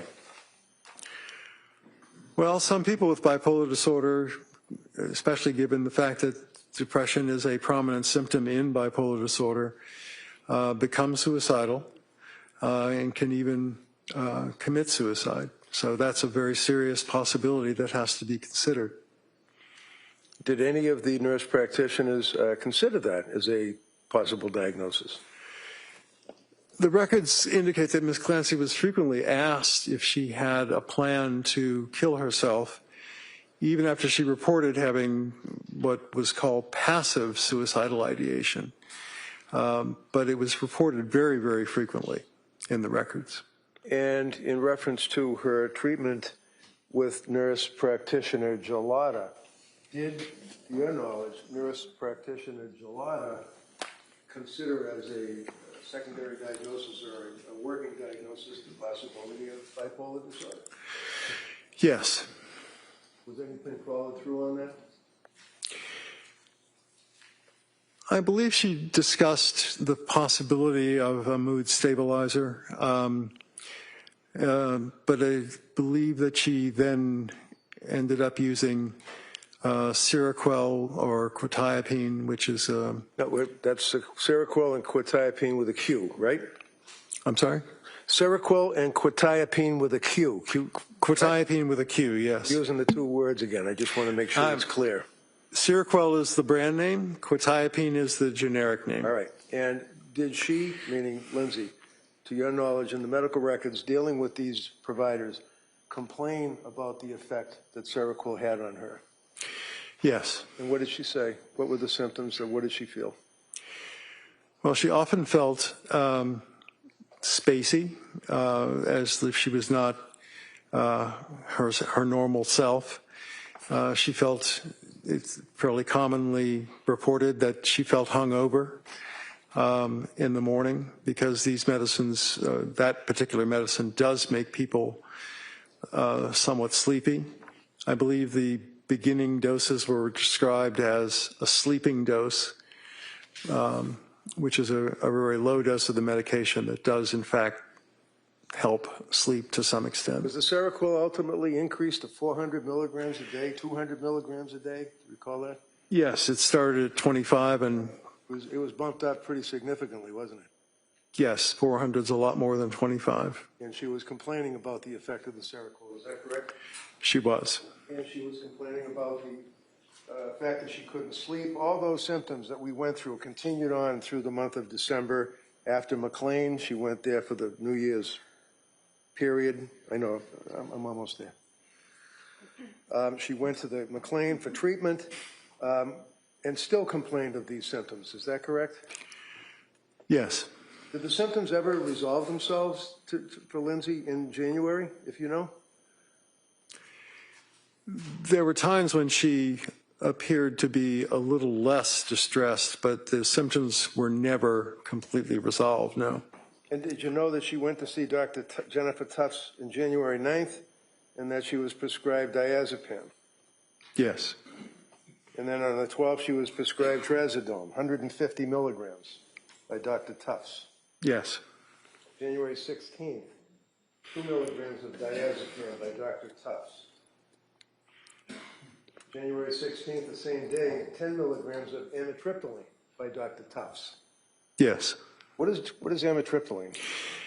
Amitriptyline is one of the older types of antidepressants. It's what's called a tricyclic antidepressant.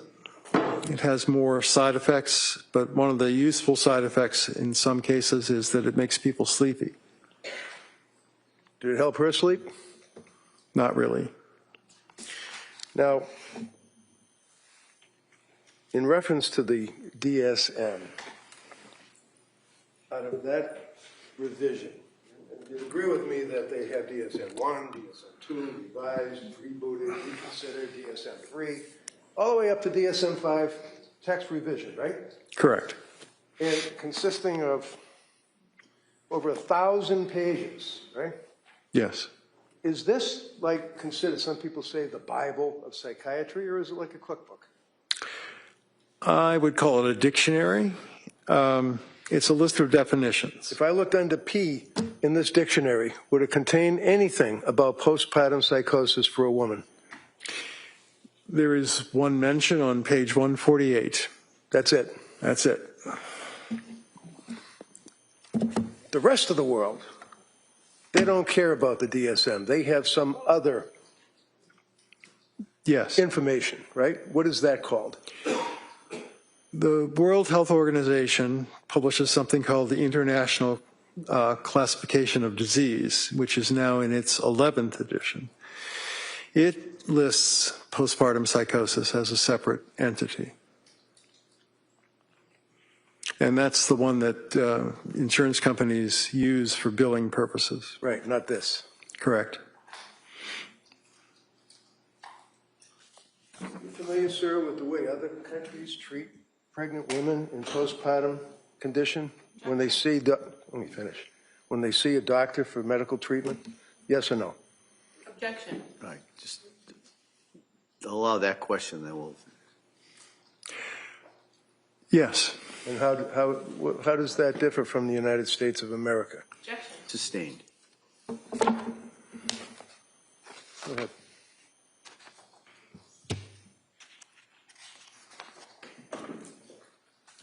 Como?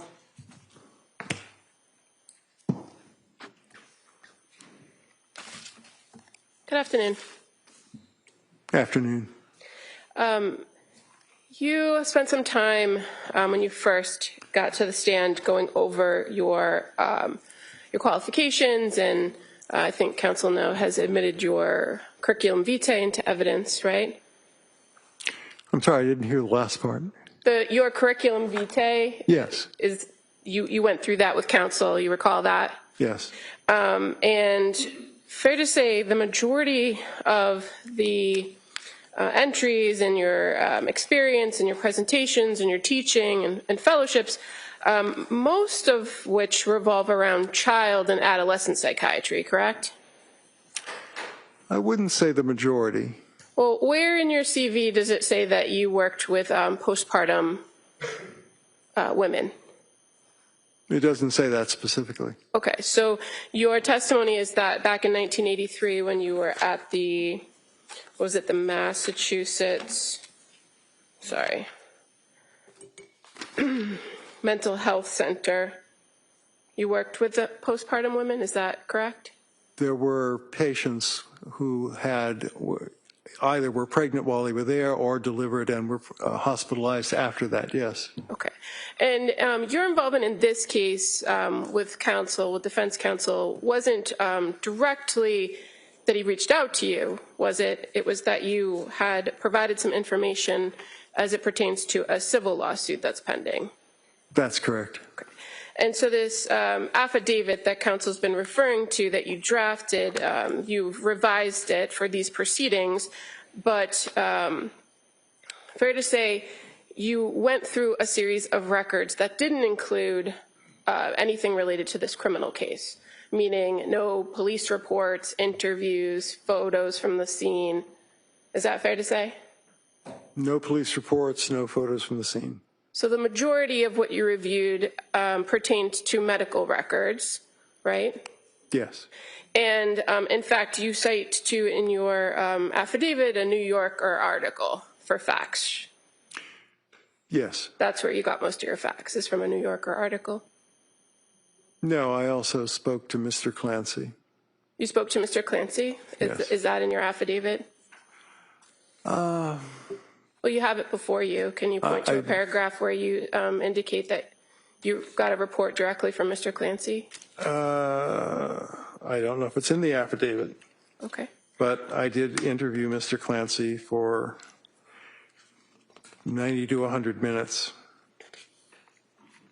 Now, in relation to kind of going through the medical treatment, you indicate that the defendant reported that she was hesitant about taking medications. Do you recall that in paragraph 11? Yes. But you're aware that she sought out a psychiatrist, not a therapist, not a psychotherapist or a psychologist. She sought a psychiatrist as her first contact in the postpartum period, correct? Correct. And psychiatrists presumably prescribe medications and don't necessarily offer psychotherapy, do they? Well, all psychiatrists are trained to do psychotherapy to some extent at least. But yes, they can also prescribe medication. And through the records, you learned that the defendant did have reactions to low dose of Zoloft. And your testimony is that a blood test would have helped. Is that your testimony? Yes. So a blood test that's about 4 or 5 months postpartum, how is that going to help prescribers? Well, the blood test I was thinking of was you could do a level of the antidepressant in her blood, and that would tell you whether it was average, expected given the dose, or too high or too low. And that would yield results if a person's only been taking medication for less than a week? Yes. But you indicate that over a period of 4 to 6 weeks is when you would expect to see a medication start to take effect, correct? It sometimes takes that long, yes. Now, you also spoke a little bit about Zulresso. You're aware from reviewing the records of Jennifer Tufts that she researched Zulresso and spoke about Zulresso, but never made a recommendation to the defendant that she do that injection. Yes. You also describe that by November 21st, that the defendant was experiencing suggesting symptoms of mania, like racing thoughts. But in fact, the criteria is not just racing thoughts, it's racing thoughts, pressured speech, correct? There are a number of criteria that are listed, but racing thoughts is one of them, yes. Okay. And you also list, or you identify in your affidavit, extreme insomnia, but for mania, it's not just insomnia, it's that there's insomnia with a decreased need for sleep, correct? It can be decreased feeling that you need to sleep even if you didn't sleep for several days, but it's also true that some people feel very tired. It's not just one or the other. You're aware that the defendant denied a decreased need for sleep around that time period in November from the records, aren't you? In that period, yes. Okay. You also indicated that in reviewing records pertaining to, I think you noted Jennifer Tufts, that her notes were a series of the record was a series of check boxes, right? That was your testimony? There are a few sentences, but they are mostly check boxes, yes. And fair to say, the way in which those notes are created, there are several areas in which notes are placed at different points in those records. There are notes at certain places, yes. And those notes are reflective of statements that the defendant was making about her mood and how she was feeling and symptoms, correct? Yes. Those are all important things for a treating psychiatrist to consider when they're considering a patient's overall presentation. Is that fair to say? Yes, fair to say.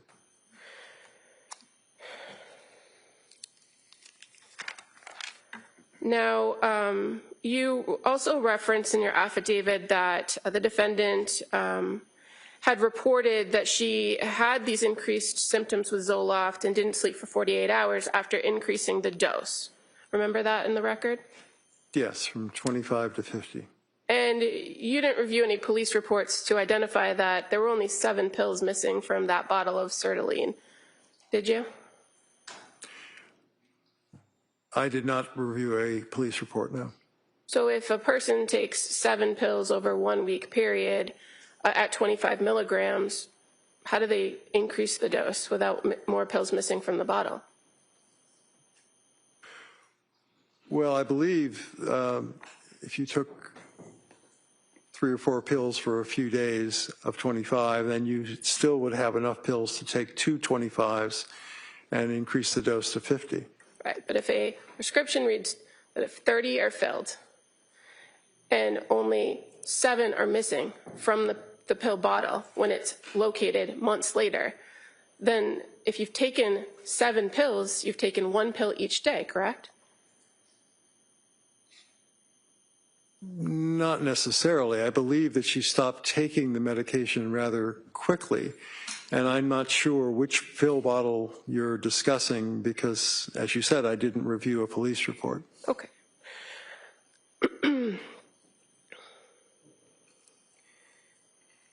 Now, you're aware that on December 15th, that the defendant and her husband reported that she was having persistent intrusive thoughts that day, correct? Yes. And that's the day she first presented to Mass General Hospital. Yes. And you're aware that Mass General Hospital is directly affiliated with McLean Hospital, right? They are affiliated, yes. And that she was advised to go to the inpatient program, and she chose not to go. Yes. From reviewing the records, did you see how Letitia Dukes, a social worker, or a mental health worker, excuse me, from the South Shore Perinatal Behavioral Health Clinic, had previously had discussions with the defendant about going to women and infants before her presentation to the Mass General ER on December 15th? Yes. And she didn't, in fact, go to that program until December 20th. Is that fair to say? Yes. Now, you also mentioned in your review of the medications lamotrigine. You recall that? Yes. And that was a medication that was prescribed to the defendant in December of 2022, correct? Correct. You're aware that she never took lamotrigine? I believe that's what she said, yes.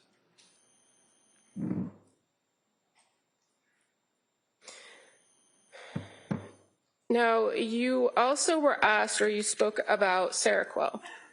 So you're familiar with the prescription, or what was prescribed of the Seroquel over the period of time from November 30th through early December, correct? Yes. You've reviewed that. And so I think you testified on direct examination that the initial dose was a low dose, 25 milligrams.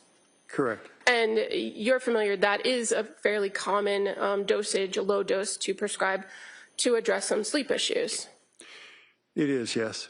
And you're aware that for people who are suspected or have bipolar disorder, that the levels of prescribed are generally much higher than 25 milligrams, right? Yes, they would be. They could range anywhere from 100 milligrams to up to, what is the range, if you know? It would go up to 800 milligrams. And so in this circumstance, you're aware that Rebecca Gelada had suspicions about bipolar disorder, right? She mentions it as a distinct possibility, yes. And without relief, she recommends titrating or going up on the Seroquel over a period of time, right? Yes.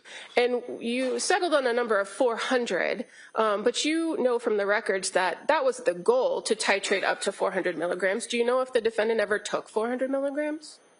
I do not. And you're also aware that once the defendant started reporting having symptoms and concerns about the Seroquel, that she had requested to taper off the Seroquel, correct? Yes. And you're aware that prior to her presentation at McLean Hospital, that Rebecca Gelada actually did send in a prescription that would allow for her to taper down. Yes.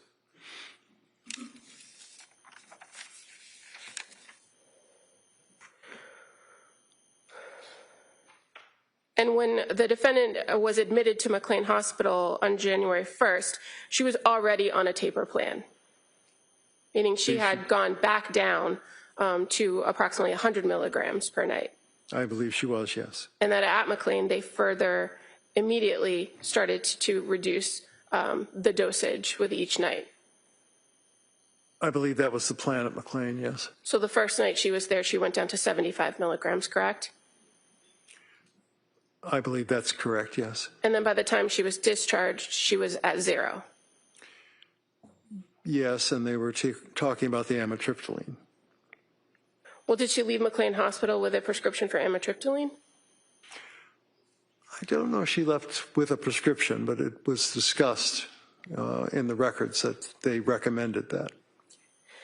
And as of January 12th of 2023, you're aware that the only active prescriptions for the defendant were for amitriptyline, right?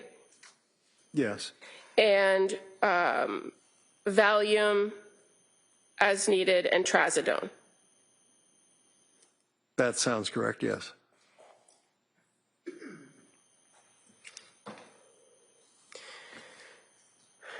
So throughout the course of your review of the records and all of the different medications that she was on from October through January, she wasn't on all the medications at the same time, correct?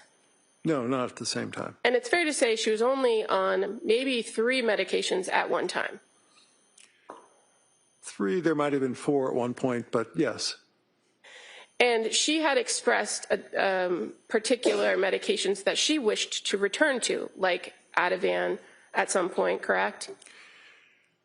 She was quite ambivalent about Ativan and talked a great deal in the records about being worried that she was addicted to it.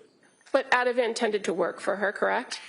It made her feel less anxious, yes. And she actually described that at certain points to the providers that when she felt intrusive thoughts or she had a bad experience, that she took the Ativan and the thoughts were gone.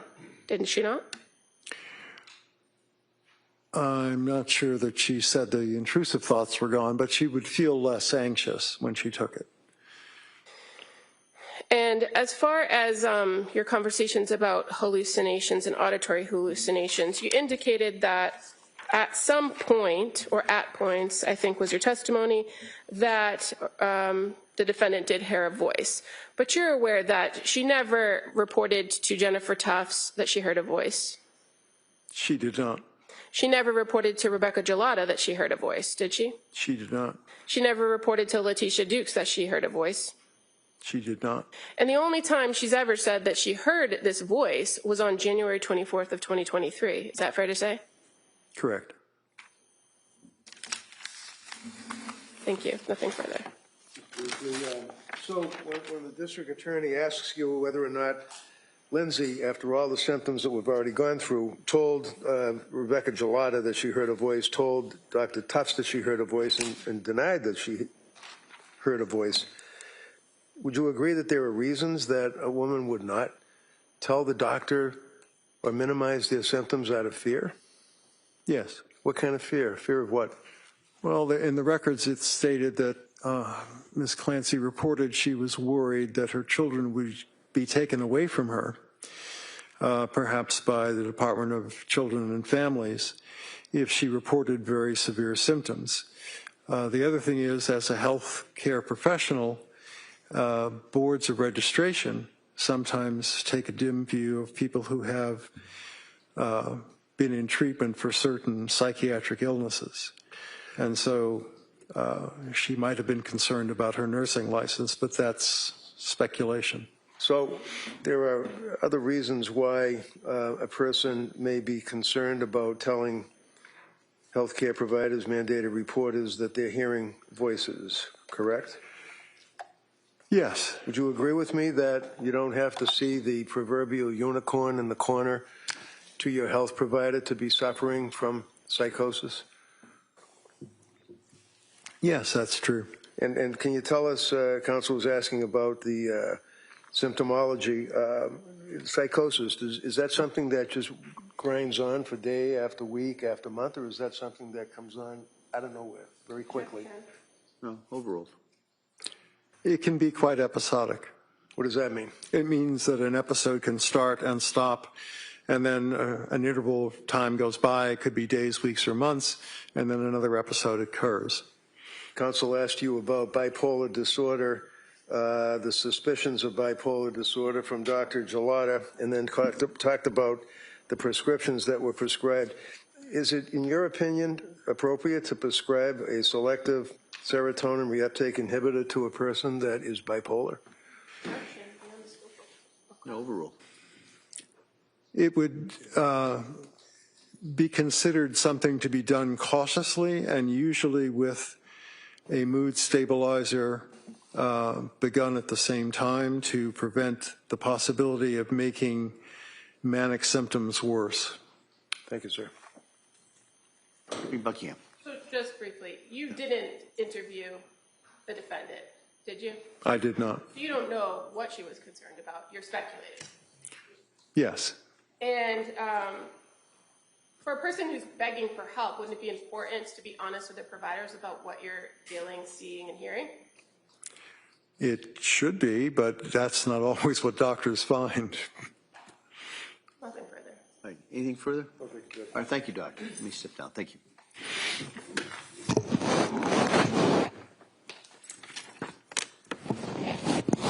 Could I see a sidebar again, scheduling?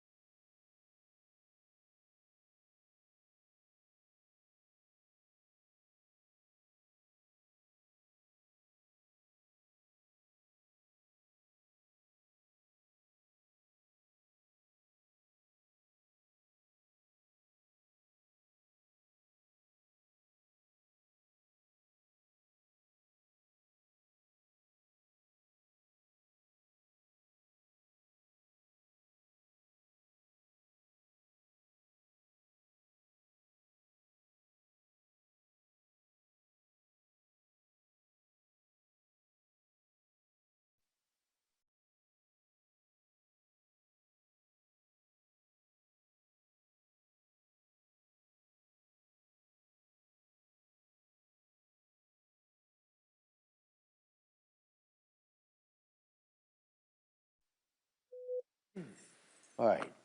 So, members of the jury, what we're going to do is we're going to break at this point till 2 o'clock. All right? And much of the next longer break will be trying to resolve the technology issue that we had. And so, if it's resolved, we may call one witness. If it's not, we'll call another witness. So, so we're going to try and get that all done during the break. So, with my skills and technology, that's why we probably need a little bit longer than just the hour. So, we'll in recess till 2 o'clock. We'll come back in for the next witness. Okay, thank you. All rise, please. Jurors exit.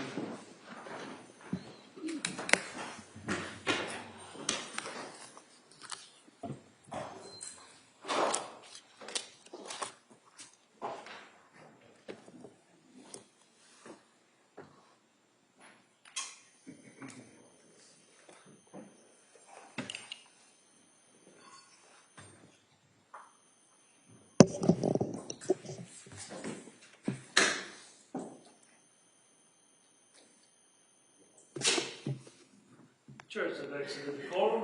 All right, so, Council, anything we need to discuss before the break? All right, so we'll come back at 2, we'll be in recess till 2 o'clock, and we have one of 2 different witnesses, depending on how things work out over the break. Yep, we Okay. can go all day, no problem. All right, thank you. Thank you.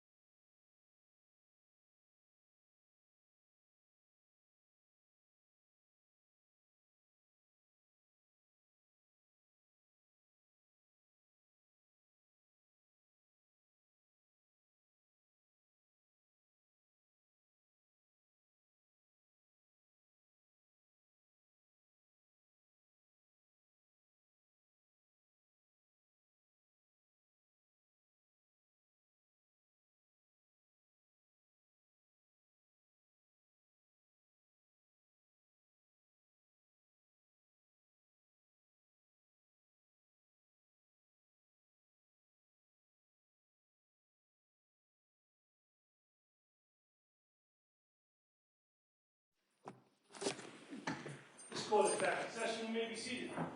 Your Honor, the purpose of the record is the transaction as Commonwealth versus Lindsay Clancy. All parties are present, excluding the jury. All right. Counsel, we all set? Yes. All right, ready for the jury? Yes. Okay, yeah.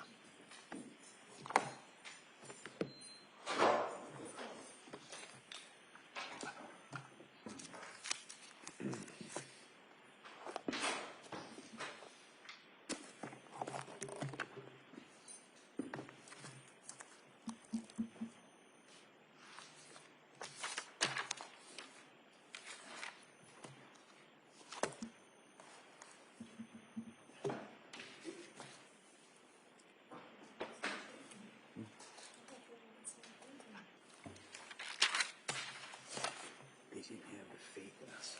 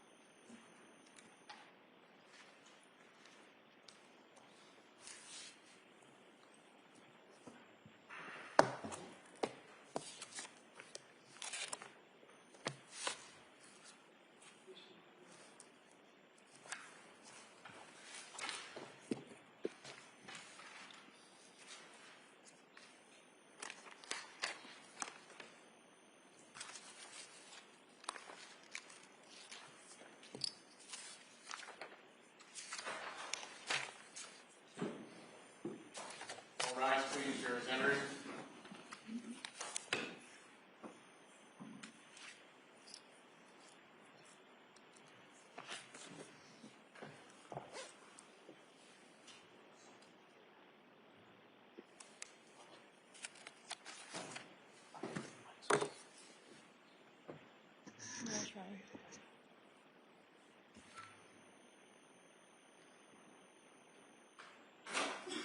Court is back in session. You may be seated. Your Honor, for the purpose of the record, we return back to the trial of Commonwealth versus Lindsay Clancy. All parties are present, including the defendant and including the 18 jurors. All right, thank you, Madam Clerk. Members of the jury, I think we got everything fixed. Thanks for your patience. The next witness that's going to testify is going to be testified either by Zoom or teleconference, as you can see. I just want to tell you, this witness will be under oath, and you can consider her testimony the same as if she was testifying here live. Okay? All right. Mr. Rankin. Yes, thank you. May I swear her in? Yes. Dr. Lapasato, please raise your right hand. Do you solemnly swear that the testimony and the evidence you shall give to the court and the jury in the matter now pending between the Commonwealth and the defendant at the bar shall be the truth, the whole truth, and nothing but the truth, so help you God? I do. Thank you. Counsel. Good afternoon, Doctor. Can you hear me? You're a little echoey, but I can hear you. Okay, I'm just standing in the corner here so that everybody can hear you. Tell us your name and spell your last name, please. Dr.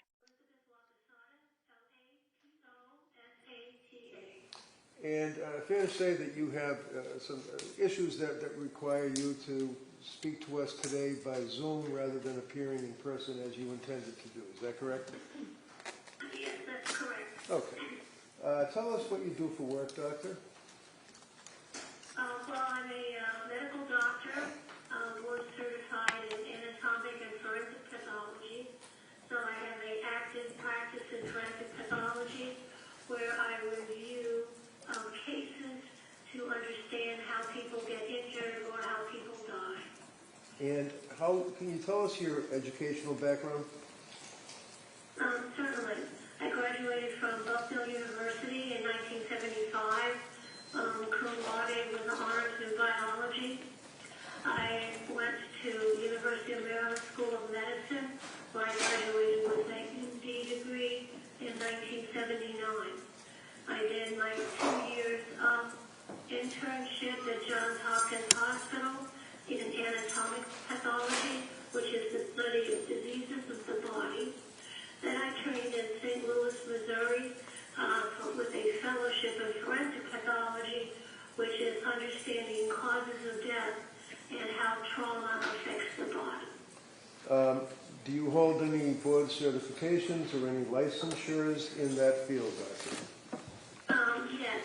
In 1983, excuse me, I sat for my board exams and became board certified diplomat of the American Board of Pathology in anatomic and forensic pathology. And tell us your work history, if you would, please.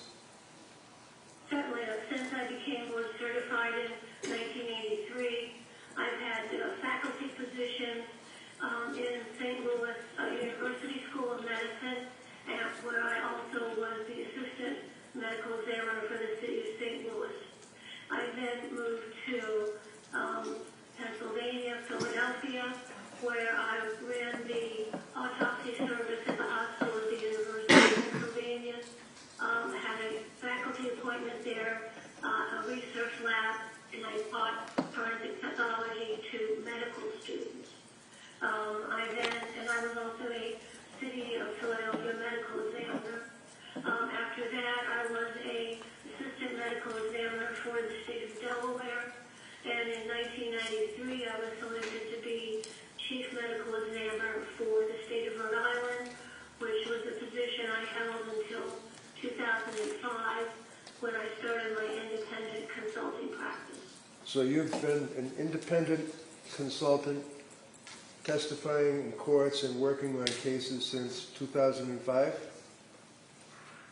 At my own business, yes, and certainly testifying on cases before that as medical examiners employed for the city of St. Louis, the city of Philadelphia, and the state of Delaware, and the state of Rhode Island. Okay, and now you're independent on your own, as it were, correct? But I am, as it were, yes. All right. Now, did I reach out to you on the case of the Commonwealth versus Lindsay Clancy and ask if you would help us out by looking at the discovery of the case? Yes, you did. And you're here to testify today. Can you tell the jurors what you actually reviewed as a basis of your opinion for your testimony? Certainly. I reviewed medical records, and I have a list here on Dawson Clancy. I reviewed the Office of the Medical Examiner entire file. I reviewed his EMS reports, his terminal hospitalization, the Duxbury Police supplemental narrative, Duxbury Police narrative, and his pediatric South Shore healthcare medical records. Could I just interrupt you for a minute? I apologize. Sure. Just in the interest of time, rather than going through every single, let me ask it this way: Did you look at police? Did you look at police reports? Yes. Did you look at grand jury minutes? Yes. Did you look at medical records for Lindsay Clancy? Yes, I did. Can you tell the jurors what medical records you looked at? For Dawson Clancy? No, for Lindsay. No, not Dawson. For Lindsay Clancy. Oh, yes. I looked at her South Shore medical records when she was admitted on the evening of January 24th.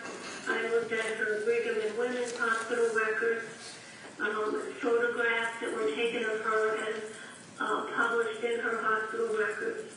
I looked at the Department of State Police Crime Laboratory Toxicology report, crime scene photos of the bedroom, the outside of the house, crime scene photos, approximately 500 of them, grand jury proceedings, and photographs of the round exercise band.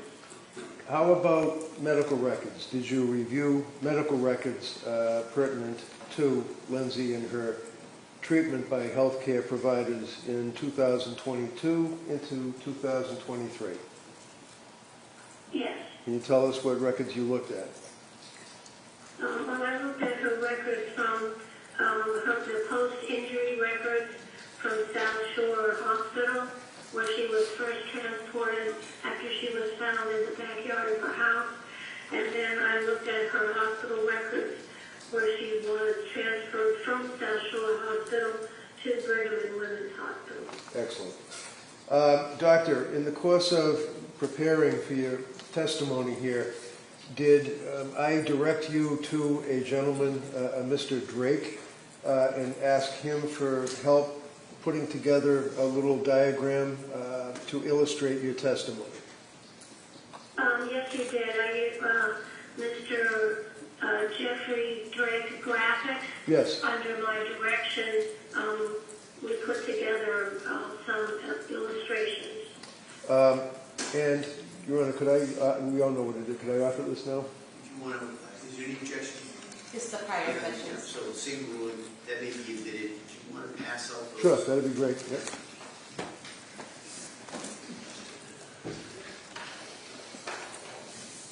Mr. Jury, pass out copies of what was just introduced as an exhibit.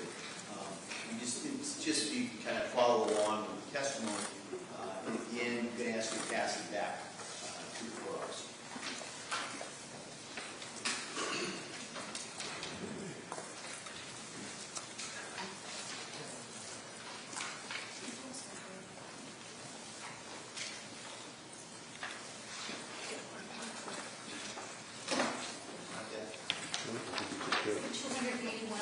Thank you.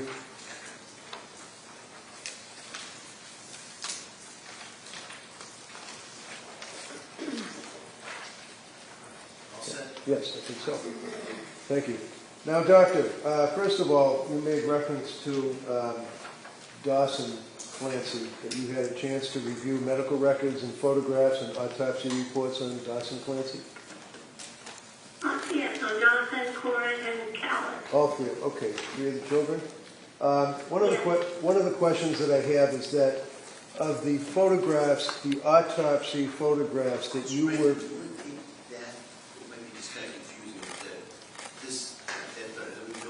Yep. Get back to the charge. Okay, thank you. The autopsy photographs, did you have a chance to review those, Doctor? Yes, I did. And in your extensive experience, have you had a chance to see autopsy photographs of young children, infants, adults, people being examined prior to an autopsy and of course, during an autopsy? Oh, yes. Many, many, many. Now, my question simply is, did you notice on the autopsy photographs of the children what, let's say, have been referred to as bruises to this jury? Have you seen, are you aware of that testimony? Yes, there were bruises consistent with active children jumping and running. And how about medical treatment and procedure? Did you make any observations, in your opinion, to a reasonable degree of medical certainty as to the cause? For example, on the infant's head, bruising on the head, what appears to be bruising?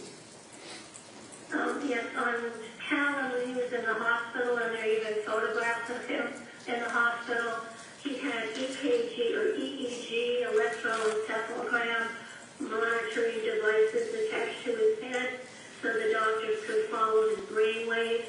And they are little round cup-like things, and so when they were attached, actually on both sides of his head, they did leave a small little brown kind of parallel mark, little lines there that were from medical treatment for monitoring his brain waves. He also had many puncture wounds and evidence of medical treatment in that way. And did you also notice that there would appear to be, on occasion, fluid that might be mistaken for a bruise? That's possible, yes. If there is some liquid fluid that's a little blood tinged, you could see it on the surface of the skin, and it would be something you could wipe off. So, for example, Doctor, to a reasonable degree of medical certainty, on the photographs of the infant that show what you say were the couplet marks on the area of the skull, they don't come from anybody squeezing, beating, pushing, or causing any injury to that child, in your opinion. Is that correct? No, absolutely not, no. Doctor, you also had a chance to review the medical records of Lindsay Clancy when she went to the South Shore Hospital and then subsequently went to the Brigham and Women's Hospital. Is that correct? Yes, that's correct. And you don't have to get into detail. We've heard it a number of times, but there were injuries to her left wrist, her right wrist, her neck. Is that correct? Yes, there were sharp force injuries to those areas. And in your practice as a pathologist, have you had occasion over the years and over the many cases that you have had involvement with to observe self-inflicted wounds to a person's wrist or their neck in the course of a suicide attempt? Many times. And can you tell the jury, to your opinion, to a reasonable degree of medical certainty, as to the nature of these injuries, and are they consistent with somebody trying, in your opinion, wait a minute, trying to kill themselves? Objection. So you would agree that there's an injury to the left wrist, injury to the right wrist, that's a sharp incised wound, is that correct?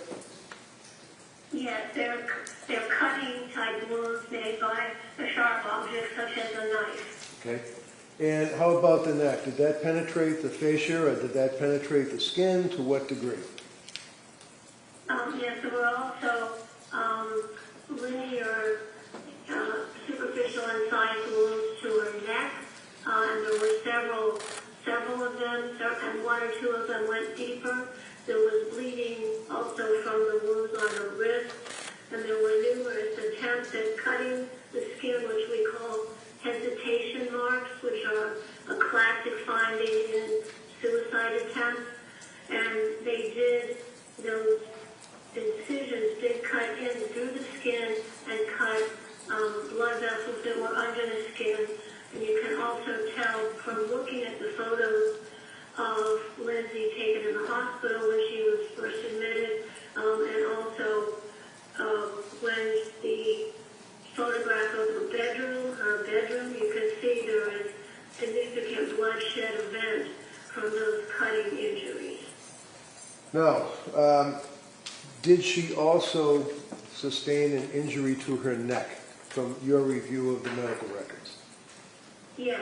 Can you tell us what type of injury, and if we could, and if it assists the jury with you, you can make reference to the pages of the little report and the diagrams, page 4, 5, and 6, and tell us what we're looking at.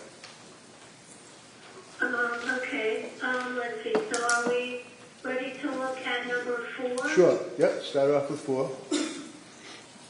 Okay. So Just so that I think that's the first page you have, so just... Yes, that's right. Yes. Page 4 is actually page 1. Yes, so what we have here is to show you how Lindsay was injured. And I got this from the scene photographs, from all her medical history, and my knowledge and training, understanding how injuries happen to the body. So if we look at the left-hand side of this panel, we see a depiction of the back side of the house, and the top window on the second floor is open. That's where she would have put her palms down on the windowsill and put her head out and precipitated down to fall on the hard-frozen ground. During her fall, head first, she had cuts on her wrists which were bleeding, and her coming head down on the side of that building would then transfer some of that blood onto the side of the building, which was found in the scene photograph. She then hits really head first, and as her body descends that 13 or 14 feet. And if you look at the, so she really did a free fall dive head first. Then if you look on the right upper two diagrams that just show a skull, this illustrates the forces then that were applied to Lindsay's head while hitting the ground, and then her head bending a little bit. And what she got from that is what we call a characteristic burst fracture or a Jefferson fracture. And this is a fracture that we see with people who hit their head head on, like if they've taken a dive into a swimming pool and they hit their head on the bottom. It's a classic finding in people who have energy applied to the falling head. And what it does is that it takes the first cervical vertebrae, which kind of looks like a donut, as you see up there in the middle, and it squashes it. The base of the skull then squashes that, and then like a donut, it kind of spreads it out. And she had 6 or 7 fractures of that cervical vertebrae. Number 1, the ring of that. And the fractures I have pointed to there with arrows.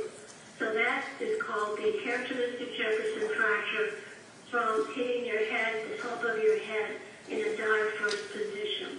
So you could also describe it as a bursting type fracture. But you don't get any spinal cord injury from that because the area, the hole in the middle is pretty big.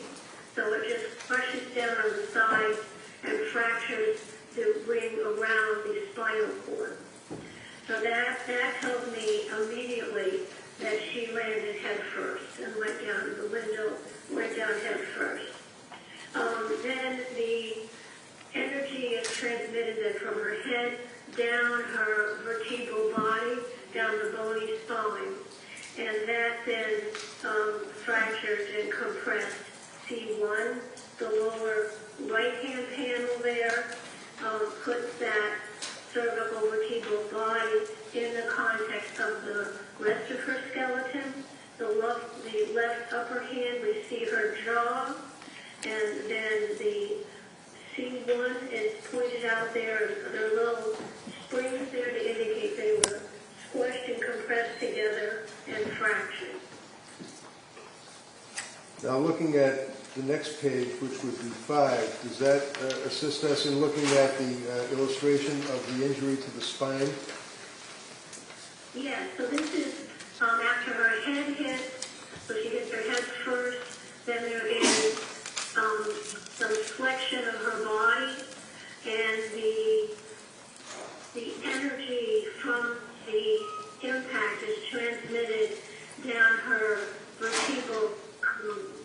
And what that did was it crushed the number of her thoracic vertebrae or vertebrae in the chest area and actually made thoracic vertebral body T5 be compressed and move over the top of the lower vertebrae, and that is what injured her spinal cord. In the right-hand panel there, the yellow tube coming down is the spinal cord, and the thoracic vertebral 5 and 6 is pictured there, and you can see that her whole spinal column was compressed and it moved forward and out of place, causing her spinal cord injury. There were also injuries that are indicated by little red stars there, and those are fractures of the transverse processes of the cervical vertebrae. So when they were compressed, the areas where the joints are between the vertebrae were compressed and fractured those transverse processes. So she had a bending injury, and she also had a right posterior rib injury. You can see on the left-hand panel, her shoulders are also hitting the ground, and that caused a fracture of the right first rib in the back, and the flexion of her neck also damaged her thyroid gland and some of her voice box cartilages. And if we look at panel page 6, can you tell us what we're looking at there? Yes, this is the final resting position of Lindsay's body as documenting all of the materials I reviewed and are on the left-hand side. So she is lying down on hard, frozen ground. Her clothing is wet. She has on indoor clothing. The time that this occurred, it was dark and no sun. The temperature was in the low 30s, so she is going to be at risk of her body temperature going down, lying on that cold ground. In addition to, now that her cervical that has totally disrupted the thermal regulation of the bottom half of her body. So she is going to lose heat from the lower half of her body to approach ambient temperature. So there she is lying there on the ground. Then if we go to the right side of that, this is a scene photograph showing the area where Lindsay's body landed. You can see on the right at the base area, there is some medical debris from the EMS emergency treatment. Then circled in, or put in a red square, is a little bit of snow that has some blood on it, which would correspond to her position lying down as we see it in the left-hand side there. And sorry, go ahead.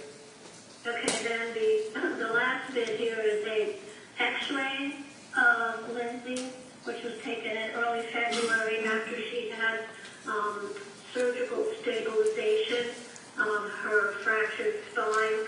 So this is looking at the side of her, and you can see the hardware, which they look like little golf tees going to the left side. So this is the surgical metal hardware that was placed in her spine to open up and align her spine to try to preserve any function that was still available. Now, doctor, when she went to the Brigham and Women's Hospital, were you reviewing the medical records and able to discern that she actually coded as a result of her injuries? Yes, she did. She was in spinal shock and hypothermia, and her heart is And did you observe that there were, and I quote, massive blood transfusions to treat her at Brigham and Women's? Yeah, she lost a lot of blood around the muscles that hold the spine up because that was so damaged. So her hemoglobin and hematocrit and her red blood cell level was very low on admission. And the final question I have, doctor, is as it relates to the records, it showed that she had a core body temperature of 82 degrees as opposed to 98.6, which we're accustomed to. Can you tell the jury, in your opinion, to a reasonable degree of medical certainty, what does that mean and how did that happen? I mean, that's pretty low. Yes, that is low. That's like, 16 degrees below normal. And so her low body temperature came from lying on the hard frozen ground, which would be 32 degrees frozen ground. She had wet clothing on, so wet clothing is going to transmit the body heat into the atmosphere quicker than dry clothing. It was indoor clothes. She didn't have a big parka on. There was no sun at that time to keep her body temperature up. The ambient or the air temperature was around 30 degrees. She has a thin body, and also, most importantly, because of that thoracic spinal cord transection, she lost the ability to control her body temperature below that level.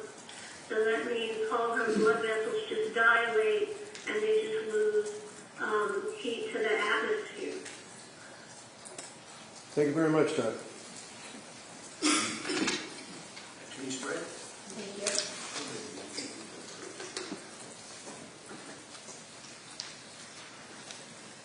Dr. Lonside, Yes. you were head of the Rhode Island Office of the Chief Medical Examiner when it was cited for 10 violations and unsafe conditions, correct? Yes, the unsafe condition was a light bulb out in a hallway, a computer in a hall. Happy to have a safety inspection. Right, those were the unsafe conditions, but there were also 10 other violations, correct? They were minimal. I don't recall now. It was 20 years ago. You didn't treat Ms. Clancy, correct? Correct. And you didn't examine her yourself, correct? Correct. Now, you talked about a Jefferson fracture and or a C1 burst fracture and how it can be from hitting the top of your head, correct? Yes. Isn't it also true that you can sustain a burst fracture by hitting the back of your head or the top of your shoulders as well? No. You say that she fell from 13 feet from the windowsill onto her head, the top of her head, correct? Onto the frozen ground? Yes. And you're saying that she fell with such force that she burst her C1 vertebrae and then broke other vertebrae in her back and broke ribs, correct? Yes, just the force of a free-falling body, yes. Okay. But she had no injuries to her head, correct? I'm sure she had bruising to her scalp under her hair. You're sure? She did not have a skull fracture. Right. She didn't have a skull fracture, correct? Yes. She didn't have any cuts or things that needed sutures, correct? She needed sutures in the cutting wounds on her wrist. Well, we're talking about her head right now. She didn't need any sutures on her head, correct? Correct. She didn't have any large dents in her head, correct? Large dents? What do you mean? From hitting the frozen ground head first, there were no dents or bumps or sutures required on her head, correct? Her scalp was intact. The forces were transmitted to C1. So through her head. A very common finding when you go head first and hit your head. So hitting the frozen ground, the icy frozen ground, not a bump or scratch or scrape on her top of her head, and then within her head, there was no brain bleed, there was no hemorrhaging, there was no injury into her brain itself. Nothing showed up on the CT scans, correct? Correct. Her brain was fine. Her skull was fine. I'm sure she probably had some scalp bruising under her hair. You're sure because that goes along with what you're guessing at how the fall happened, correct? You can't be sure because you didn't see the head, correct? You say you're sure, but you didn't see her head. I saw the medical records and I examined all of those. I'm sure she had some bruise on the top of her head to the backside, as I showed in my diagram number 4.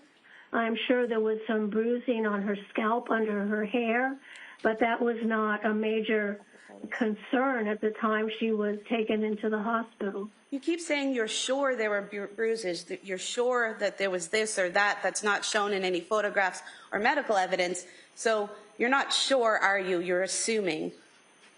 No, I'm sure. Okay. Let me show you some photographs here. Excuse me. No, yes. Let me show you. I'm asking the questions. Let me show you some photographs go here. ahead. Let me show you some photographs of the defendant that were taken at the hospital of her head. Show them. Do we have sharing privileges on the computer?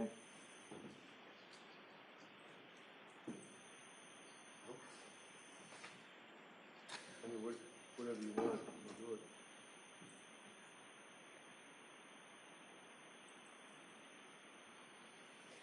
Showing you here a photo of the top of the defendant's head. No yes, I see that. cuts, no swelling, correct? We just see her hair. There's no blood on the white sheet, correct? Well, I'm sorry, I couldn't hear what you just asked me. There's no blood on that very white sheet, correct?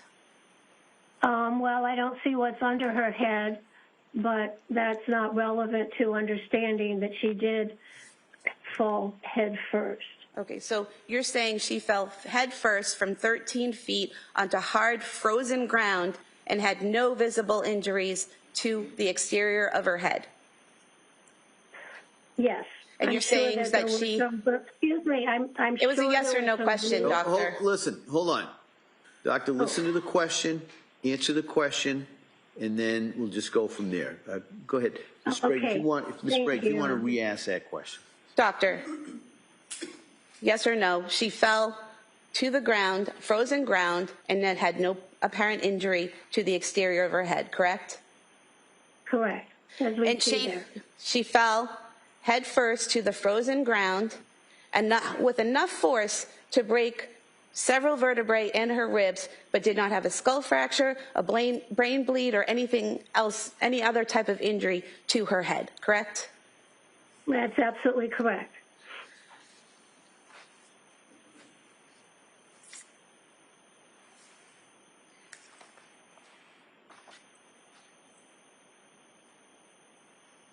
Move to put the photographs we were just showing into evidence.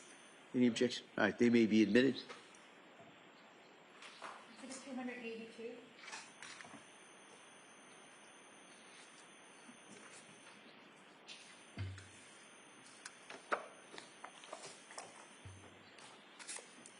Doctor, in your report that you provided to defense counsel, you also talked about the strangulation of the children, correct? I did. And in your report, you wrote that it would have taken 5 to 10 seconds for unconsciousness to occur, correct? Yes. Okay. Now, do you recall testifying previously in State of Rhode Island versus Kimberly Fry, case number W1/2010-0413A? Do you recall testifying previously in that case? No, I don't. Let me refresh your memory. It was a woman who had killed her 8-year-old daughter by asphyxia, and you testified. Oh, yes, manual strangulation, yes. Yeah, so ring a bell? Yes. Okay, and so you testified back in 2011 in that case, and you were asked, if you have a very complete compression, strike that, you were asked, unconsciousness due to oxygenation can occur within 10 to 20 seconds. And you said if you have a very complete compression of the blood vessels of the neck, you can become unconscious within 10 to 20 seconds. And then you were asked, I'm just saying hypothetically, just strangulation alone is 10 to 20 seconds. And you said if it is effectively and continuously applied, like in a lateral vascular neck restraint, most times there is a struggle going on, so you can't quite get that. So in that case there, you didn't testify that it was 5 to 10 seconds. You testified that it was 10 to 20 seconds, and that if there's any struggling, it could be longer, correct? Yes, but that case was... Well, that was a yes or no question. It's not a yes or no question. All right. Defense can follow up. Hold on. She's answered the question, and then we'll have a redirect if counsel would like to. Well, I don't remember Hold on, what Doctor. I said. Why don't you, Doctor, Sorry. wait for a question. You were also asked in that same trial, Doctor, the question put to you in that trial was, but once that unconsciousness set in, you agree with me that there had to have been a consistent application of pressure, either suffocation, strangulation, or compressions of the chest for 2 to 3 more minutes continuously while the child was unconscious, correct? And you answered, I think that's a fair statement. And the question was, you said that before yourself, correct? And you answered yes. And then the question was, I'm asking your opinion, and you said, the question was, after Camden became unconscious, after 2 to 3 minutes of continuous application of one of those 3, and you answered correct. Is that right? I have no memory of that. I'm sure you're reading it correctly. Well, you have memory of your medical knowledge, correct? Sure, I have memory of my medical knowledge. And so at that point in time, in 2011, you testified that you would have to strangle someone 10 to 20 seconds at least to unconsciousness, and then you would have to continue to strangle them for 2 to 3 minutes for death to occur, and you said correct. Is that still your medical knowledge? That's a different case. That was not ligature, that was a manual. So either way, you're talking about the compression of the neck causing a loss of oxygen and blood, correct? I'll allow this question. Go ahead. Yeah, there are many ways that can occur, and the way the pressure is applied is very important in understanding how long it takes to become unconscious. These are the children here were the victims of what we call ligature strangulation. The Fry case that's coming back to me a little now, that was a manual strangulation and also a body compression, which is a totally different type of asphyxia. I mean, you were asked about that in that case, and you were asked, but once unconsciousness has set in, you agree with me that there has to be consistent application of pressure, either suffocation, strangulation, or compressions for 2 to 3 minutes more, and you answered correct. So not all three. You said either one of those could cause death after 3 minutes, correct?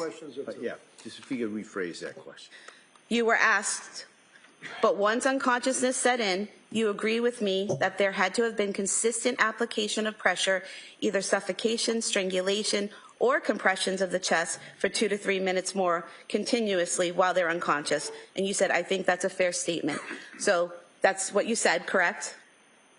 No, yes, in order to become dead, brain dead, you need, the physiology is that you become unconscious within 5 to 10 seconds, and then you're unconscious, but that's not dead.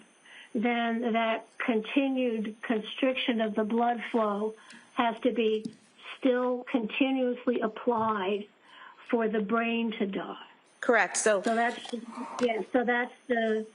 is what happens, and that's what happened to the Clancy children. The ligatures were wrapped around. They went unconscious in 5 to 10, maybe 20 seconds, probably less than 20 seconds because it was a ligature, not a manual strangulation. So it was immediately compressed, unconsciousness within 10 seconds, and then death within 5 to 10 minutes after that. With continuous pressure. With continuous pressure around the neck. Yes, because this is a ligature strangulation. Thank you. Not manual. Okay, so when you're talking about ligature strangulation as opposed to manual strangulation, tell us in your mind what that means. Well, they're very, very different. Manual strangulation means that somebody's used their hand and they've pressed either side of the neck. Okay, that the hand is manual strangulation. Strangulation means that you have stopped the blood flow that comes out of your brain, and the carotid artery continues to pump oxygenated blood into your brain, but it can't drain out through the jugular veins. So with continuous pressure, then the blood can't get in because it can't flow out. It's kind of like stopping up a pipe. And then so you go unconscious within 5 to 10 seconds, but then with continued pressure, your brain dies. So the difference between manual and ligature is that manual can be kind of an off and on thing. You may you have a jugular vein on either side of your neck. So if you're using a hand, you might compress one greater than the other. You might let go. The person that you're trying to strangle may struggle and remove your hand a little bit. So it's a very different sequence of events to end up with brain death and asphyxia. Whereas wrapping a round loop resistance band, which is a ligature, immediately compresses those vessels. There's no coming off, there's no putting back on. So it's a very complete, one-time, immediate, non-varying compression with those exercise bands ligature, which causes unconsciousness effectively within 4 to 10 seconds. And in reference to the manual strangulation, where generally somebody would use their hands and perhaps press with their thumbs, that has a very common, that you see many times, fracture of what's called the hyoid bone, correct? Yes, that can happen, absolutely. A little U-shaped bone up underneath the jaw.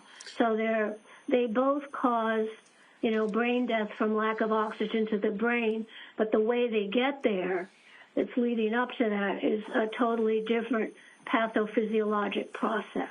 So when counsel went through the Rhode Island case, whatever that name was, and was reading from a transcript and asking you questions about the time that a person through manual strangulation, and then she made reference to suffocation, she made reference to strangulation, she made reference to compression of the chest. That has nothing to do, in your opinion, with the ligature strangulation. Is that correct? It's a totally different mechanism of injury. Thank you. Sprague. Doctor, as you said a few moments ago, the ligature causes unconsciousness, and then the pressure has to continuously be applied for several minutes to cause death, correct? Yes. Thank you. All right. Anything further? One other question. On the ligature, doctor, and we discussed this, is the ligature, does that require a person to stand over the body and continuously apply pressure to the ligature, or walk away leaving the ligature?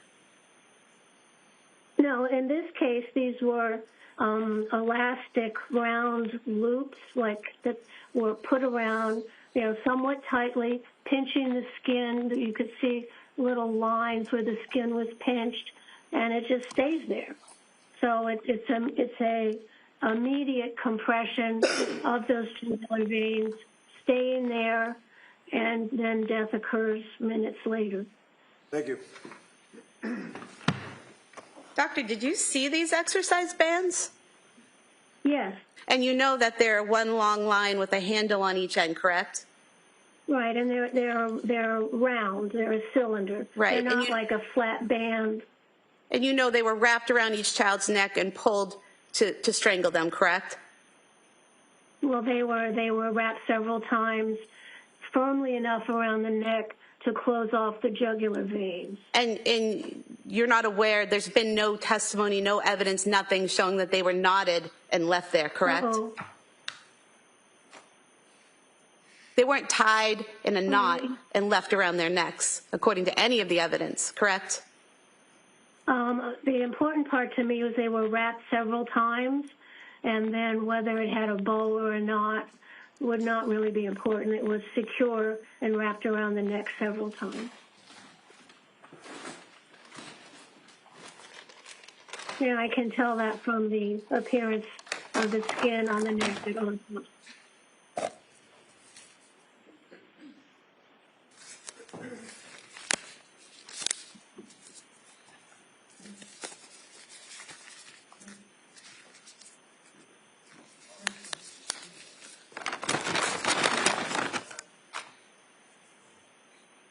Showing you the band, doctor, wrapped around the child's neck several times and then left there.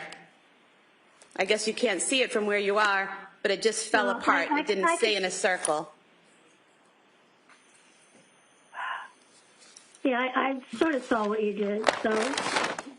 What was that? I said, I saw that. You saw it. So it was left there and it fell apart, correct? Yeah, what you just did, sure. Yeah. Thank you. All right. All right. Thank you, doctor. All right. Oh, thank you, Your Honor. Can I see you just for a second?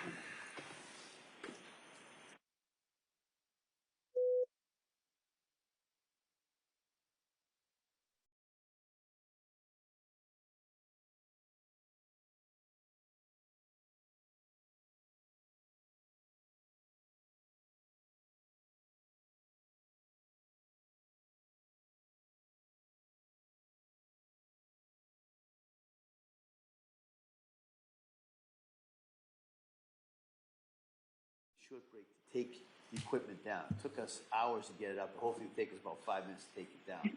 I'm just going to ask you a very quick break, and then we'll bring it right back in. We'll call the next witness. Okay? All right. Thank you. Next thing. Just leave everything right on the chair.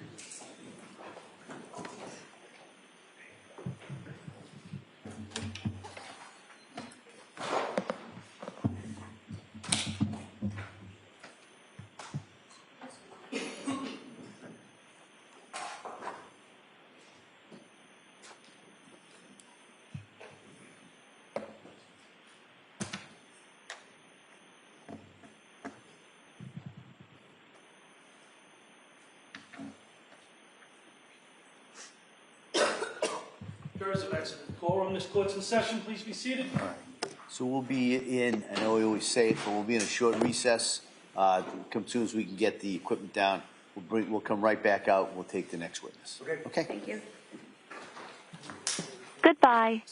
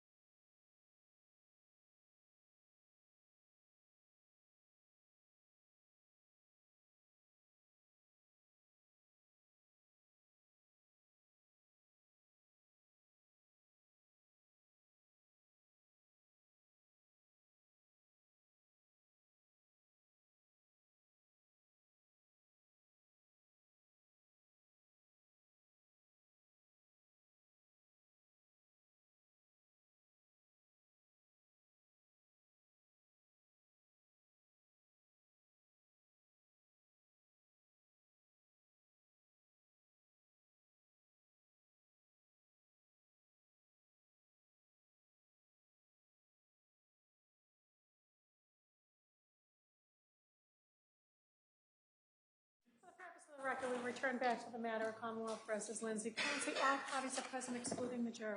All right. Counsel, we ready for the jury? Yes. Okay. Yeah.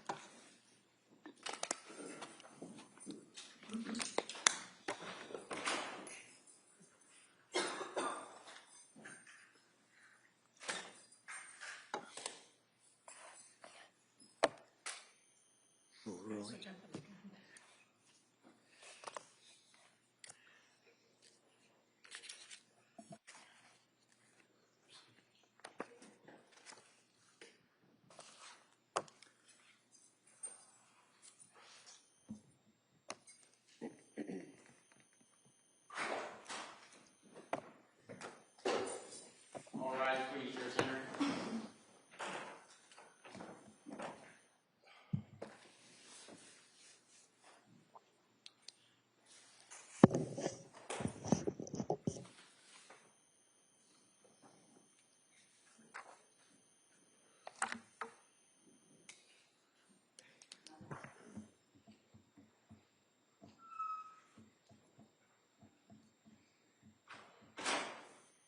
Court is back in session. You may be seated. Your Honor, for the purpose of the record, we return back to the trial of Commonwealth versus Lindsay Clancy. All parties are present, including the defendant and including the 18 jurors. All right. Attorney Reddington. Thank you. Call Dr. Paul Zizell, please.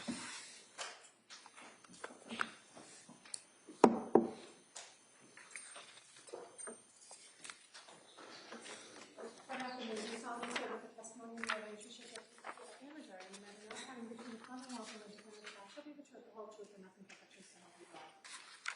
Thank you, sir. You may have a seat. All right. Good afternoon, Doctor. Good afternoon, Your Honor. All right, Mr. Reddington. Thank you, Judge. Afternoon. Tell us your name and spell your last name for the record, please. Good afternoon. Paul Zizell, Z-E-I-Z-E-L. And what do you do for work, sir? I'm a clinical and forensic psychologist. And briefly, what's the difference between a psychiatrist and a psychologist? A psychiatrist goes to 4 years of medical school and does a residency in a specific field in medicine.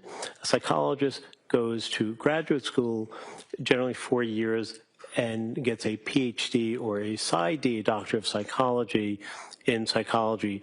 The difference in terms of clinical practice, psychologists are trained very extensively in counseling, testing, interpretation of testing, and that then continues to various treatment modalities, working with children, adolescents, couples, families, and it can extend beyond that. Neuropsych testing, issues of guardianship, child custody cases, and there are many variants in that. So psychologists are in the domain of treatment, testing, and evaluation of mental health conditions.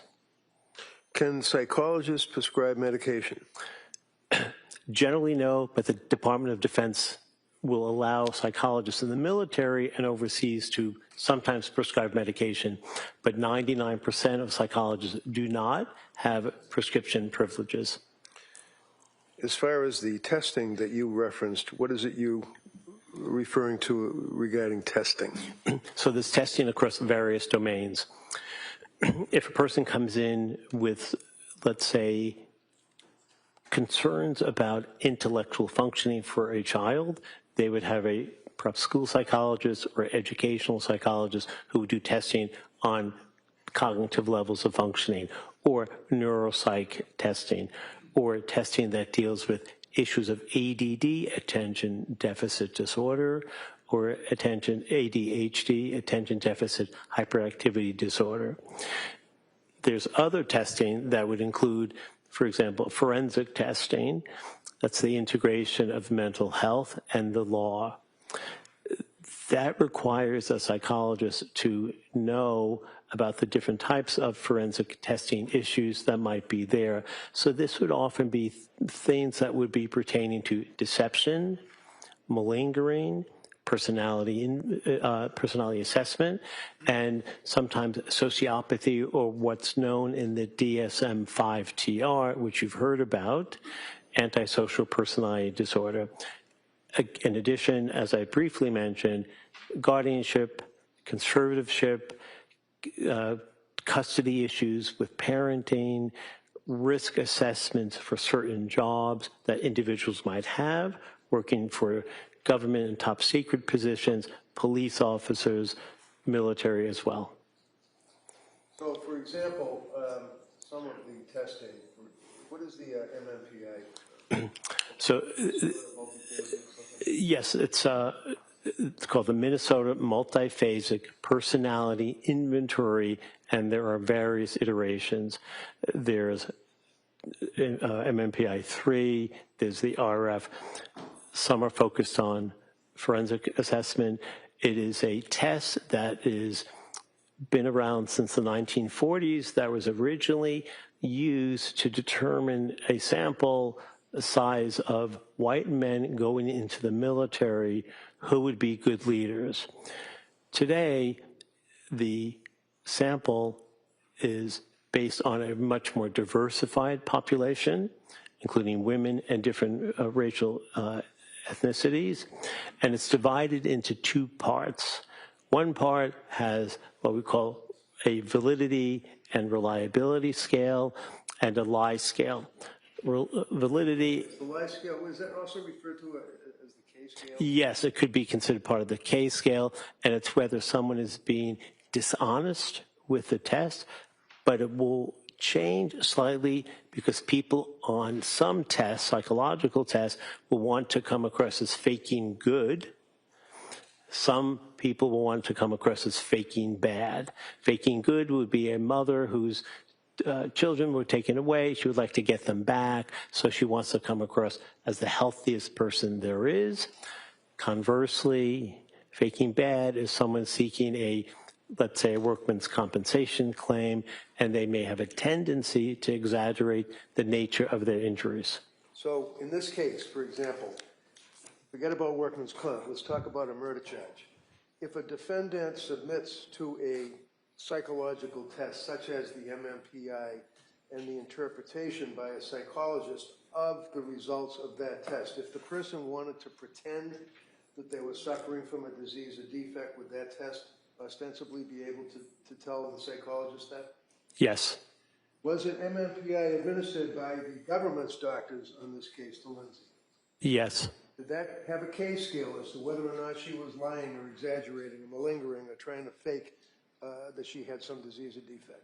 Yes, it had a K scale. And what were the results of the government's doctors' tests on the Minnesota multiphasic personality as it relates to the K scale? Objection. Yeah, can I see counsel over here?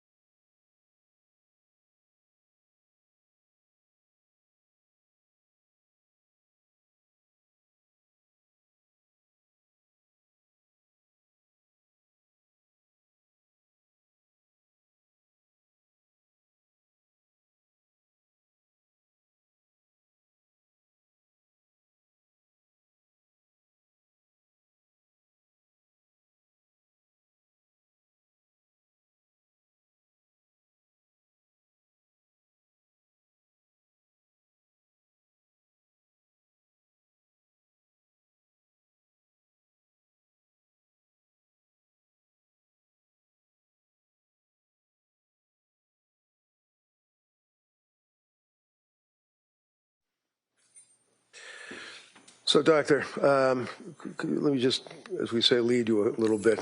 Yes or no answers would be fine.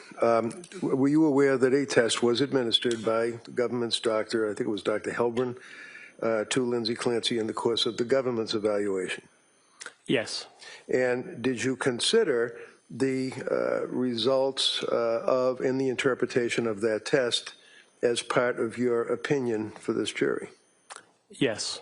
And to that extent, as you discuss whether or not somebody is faking or somebody is exaggerating, do you have an opinion based upon your review of the discovery in the case to a reasonable degree of medical certainty as to whether or not Lindsay Clancy, in the course of that evaluation, was malingering or lying or exaggerating? Yes, I do. Tell the jury. My opinion in the testing of Ms. Clancy regarding the MMPI was that. Objection. Just the doctor, your opinion, doctor. She was not faking. There was no evidence of any malingering. She presented as an honest citizen. Okay. Now, regarding your background, I may have jumped the gun. Tell us briefly what your educational background is. I have a bachelor's degree from Queens College. I have a master's degree from Harvard University and a doctorate in clinical psychology from William James College. And your career spans how many years, sir? I've been licensed for 37 years. And would you consider yourself to be a forensic psychologist? Yes, I do. And as you indicated, that's the interface between medicine and law. Is that correct? Forensic? And mental health and law, yes. Mental health and law, okay. In this case, your experience obviously is something somebody has to evaluate. Can you tell us your history as a psychologist? In other words, your experience that you've had in the field. Yes. Well, in the field, I have, as a forensic psychologist, been involved in over 1,000 cases, testifying for both the Commonwealth as well as for Respondents' Counsel. I testify more for respondents or defendants these days. I've been qualified in every court in the Commonwealth with the exception of Nantucket because I've not done any cases in Nantucket County. I have a small private practice. I have done work with governmental agencies, a psychologist for the DEA, Drug Enforcement Administration, and I've worked as a federal contractor, as a vendor overseas for the State Department in Afghanistan. How long were you in Afghanistan? I was in Afghanistan from November 2007 to roughly mid-February 2011. So for that 4-year period while you were in Afghanistan, what was the nature of your work? The nature of my work was basically the equivalent through the military, the analogies with the military as a combat psychologist. I was embedded in the field. I would do evaluations for what we call critical incident debriefings, and when there would be multinational forces, and in Afghanistan it was the ISAF coalition, International Security Assistance Forces. That would be countries that were deployed over there: England, Germany, France, Spain, Italy, Portugal, Romania, Bulgaria, Australia, New Zealand, a total of 38 countries. I could go on, but I'm not going to. And I would be loaned to various countries in different parts of the country to do debriefings after a critical incident, which would be what's called a TIC, T-I-C, Troops in Combat. I'd fly out, usually on a helicopter, do the debriefings of the people who survived those attacks, engaged in those attacks, and ensure that they were stable enough to continue and, if you will, fit for duty.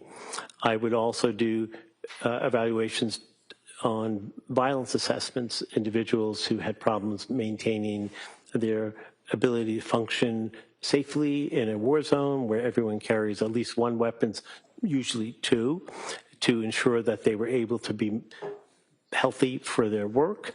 And I would do various types of training and debriefing. I was also loaned out to other governmental agencies the U.S. Marshals, the FBI, the CIA, and with each of those agencies, there would be various issues that were necessary. People getting hurt, people killing individuals who attack them, and when that occurs, as one would imagine, there's great trauma that goes with that. And these people were not necessarily negatively impacted in the moment, but we would make sure that they were healthy enough to continue their work. If need be, if they were psychologically impaired, I would be involved in helping get them sent over back to Europe, to Landstuhl, Germany, sometimes to Dubai, and help with individuals who suffered themselves with issues back from the United States. So I would have to do death notifications with the military.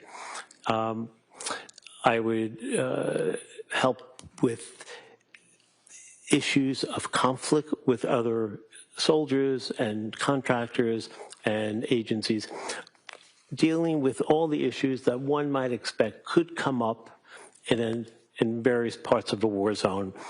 I was often sent to what are called FOBs. Those are forward observation bases, generally about 100 people, more or less, in those bases, multi-international. And I was also sent to COPs, COPs, combat outposts, very remote, in the middle of nowhere, on mountainsides where you walk up goat trails just to get to where your small bases. And the billets were often cots in tents that were erected on rocks and no electricity, quite remote.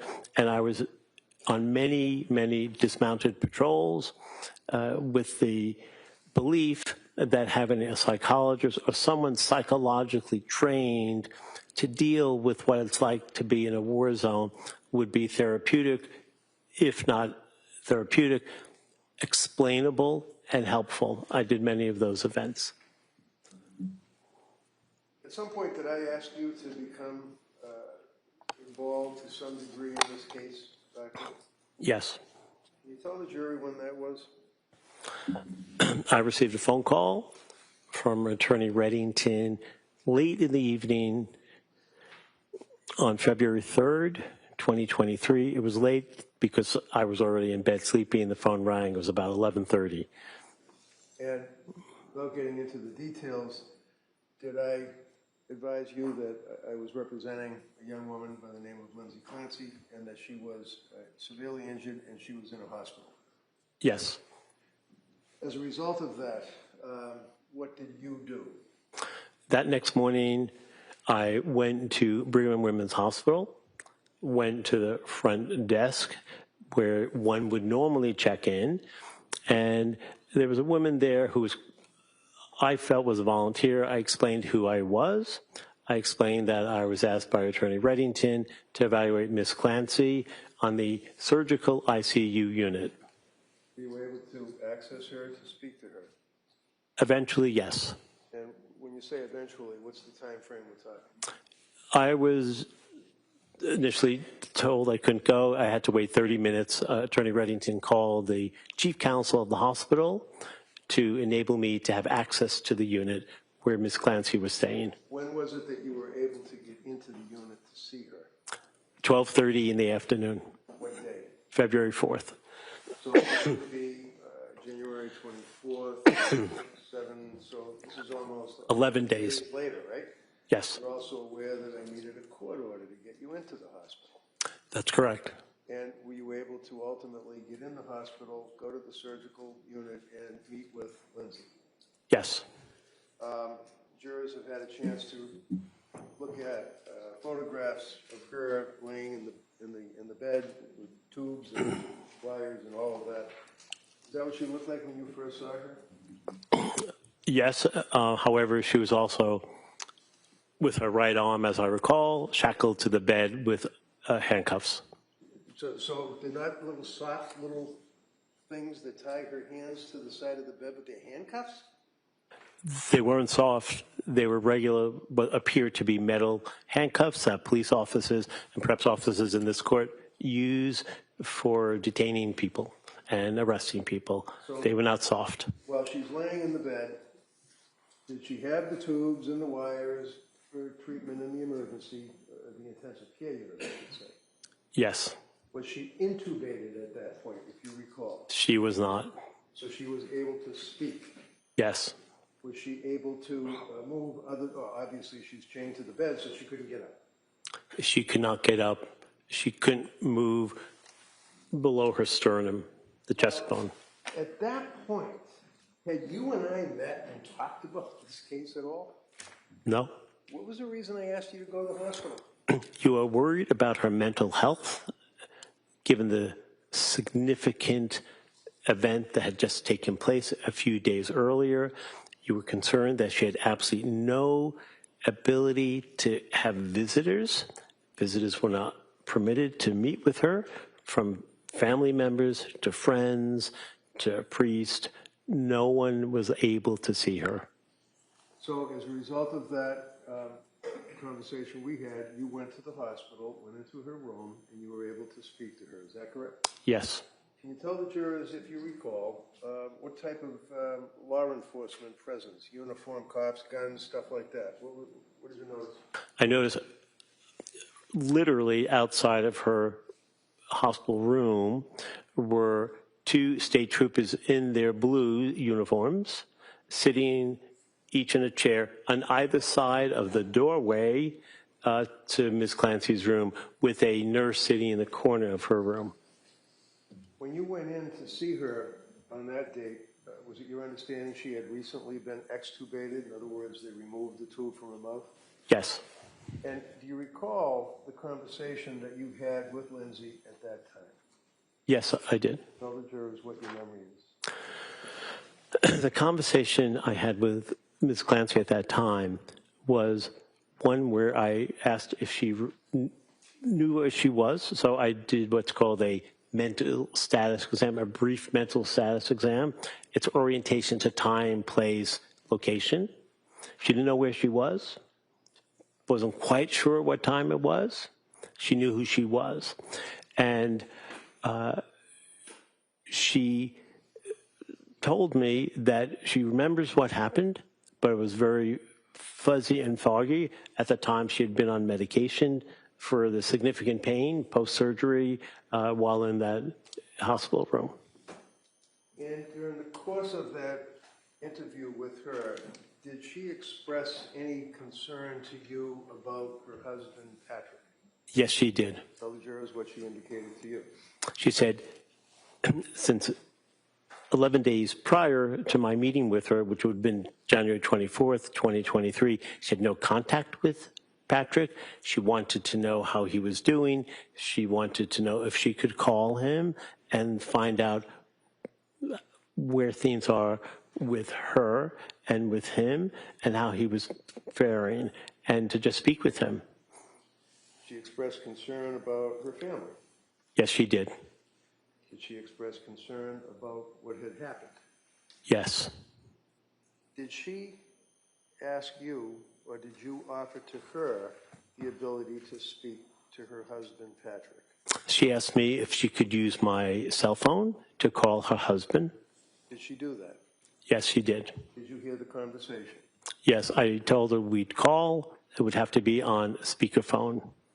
And tell us about that conversation. So that first phone call, I believe on the 24th, he did not pick up. She left a message. I did not leave a message. We then called back 2 days later on the 6th. And after the 2 days had transpired and the call was made on the 6th, did she have a chance to talk to Patrick? Yes. Were you there? Yes. Was she still chained to the bed? Yes. Were the cops still outside the room? Yes, not in blues. They were in civilian clothing, jeans, flannel shirts. And tell us what she said to Patrick in your presence on the speakerphone at that point. She had told Patrick that she loved him very much.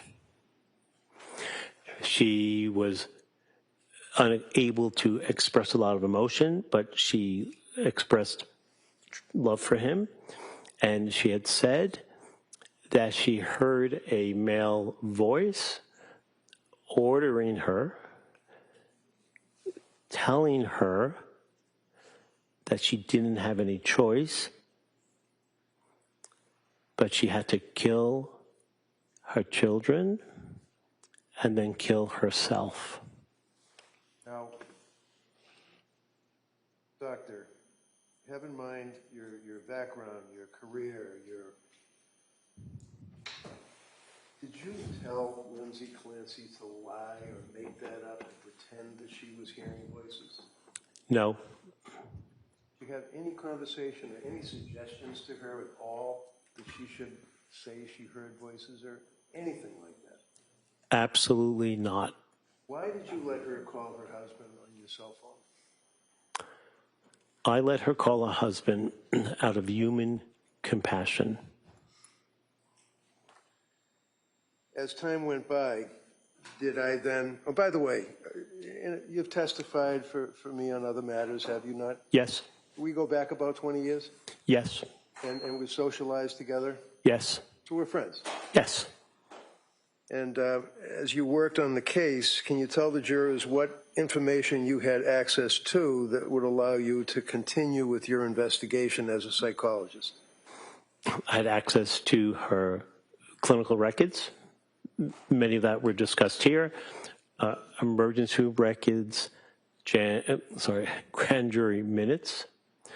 With the longitudinal nature of my evaluation, I had records from Brigham and Women's, South Shore, Spalding Hospital, and most recently, Tewksbury Hospital, which go back to, I believe, March 27th or so, 2023 till today. How many times have you seen Lindsay since that day in January of 24? So I've met with 2023. I've met with Ms. Clancy over 45 times since then, and that was at the writing and the issuance of my report to Attorney Reddington. That was in the middle of June, and I've seen Ms. Clancy since then 20 times probably, or 15, inclusive of being in this courtroom and sometimes meeting with her in the holding unit. And you've had occasion to visit with her in Tewksbury Hospital many, many of those times, right? Yes. And you've had occasion to visit with her in the lockup to this courthouse, correct? Yes. And she's been treated very well by everybody, the court officers, everybody, is that correct? Objection. All of this. Yeah, that's sustained. Well, you've had a chance to see her in the lockup, right? Yes. Why would No, overruled. Why would you see her in the lockup? I would see Lindsay Clancy in lockup because the nature of presentation in this court has been gut-wrenching for anyone who would be exposed to such horrific Objection and move to strike. It's not responsive to the question. Right. Can I see counsel over here? I'll withdraw it. Let me focus. All right, so that answer, ladies and gentlemen, that answer is stricken. Okay? In Tewksbury Hospital, have you had to see her to evaluate her in addition to your testimony for a jury? Yes. Why? Because the nature of mental health is something that's not a static or what we consider historical piece of information. Static information means a date of birth. That's never going to change. Dynamic issues are things that are subject to change, like the weather, like your health, like your mood. So to do an evaluation for a case that Ms. Clancy's involved in, which is a triple homicide case, requires an examiner to ensure that she's competent to stand trial and that her mental health is stable enough to be able to go forward with court proceedings. Is there an additional component, and has there been an additional component of her suicidal ideation since she's been in custody at Brigham and Women's and then, of course, transferred years ago to Tewksbury? Objection. Approach. Can I see counsel?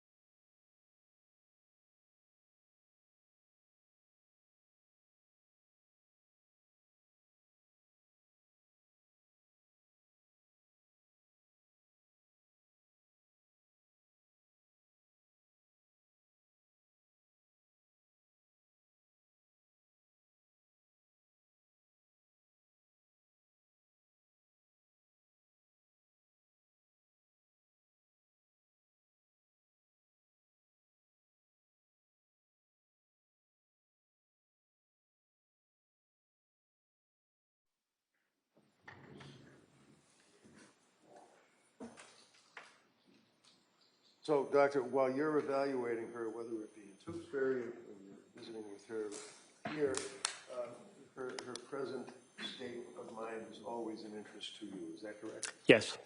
And in addition to all of the police reports, grand jury minutes, photographs, and things that you've described for us, sir, have you also had occasion to review all of the medical records without going through every one of them, dealing with Jennifer Tufts, Gelada, drugs that were prescribed to her, etc.? Yes. Were you able to take a family history and a school history from Lindsay? Yes. Were you able to take a medical history from Lindsay? Yes. Were you concerned about her status as a woman who had recently had a child, Callan, in the spring of 2022? Yes. And what time frame was it that you were focusing on for purposes of your evaluation as to her mental state after having Callan, when she was postpartum? The time frame started in roughly September 2022 through January 2023. And during that period of time, you were aware that she had certain symptomology. Again, we could go through every single one of them, or we can just say, yes, she did express that she had symptomology. Jury's heard the evidence up to this point. Yes, many times And to other people. Did she see doctors? Yes. Dr. Tufts? Yes. Was that the first time that she was expressing anxiety and her concerns about insomnia, and that she went to see Dr. Tufts and she was prescribed the SSRI? Yes. Okay. July, June, August of 2022. What was her mood at that point? Her mood was waxing and waning at times, but struggling as well in common sense ways. Having 3 children, ages 5 and under, not an easy task. So in the fall of 2022, when she went to see Dr. Tufts, that's when she was prescribed the first SSRI. Zoloft, yes. And that would, and again, when she had the second baby, that would be Dawson. Yes. Did she have also indicia, symptomology of anxiety and the symptoms that she had described that she required that she had to be placed on some medication? Yes, she did. What was that medication? I believe that was trazodone, if I'm not mistaken. When she was in nursing school, prior to that, was she placed on medication? Yes, she was. And that was because of public speaking nerves? What was the medication? There were multiple medications. I believe it was propranolol, and I believe it may have been trazodone and Wellbutrin, but I'm not totally positive of that. Do you recall that she was prescribed an SSRI when she was in nursing school? Yes. What was that? That was Zoloft. When she saw Dr. Tufts and she took the Zoloft, it was 25 milligrams initially, is that correct? Yes. Was it increased? It was increased to 50 milligrams sometime later. Yes. And how did she react to that? She didn't take the medication initially. She waited a few weeks until she started on the lower dose. So my question was, how did she react to the increase in the Zoloft? Poorly. What does that mean? It was not a therapeutic uplift for her. She didn't do well. She didn't feel better.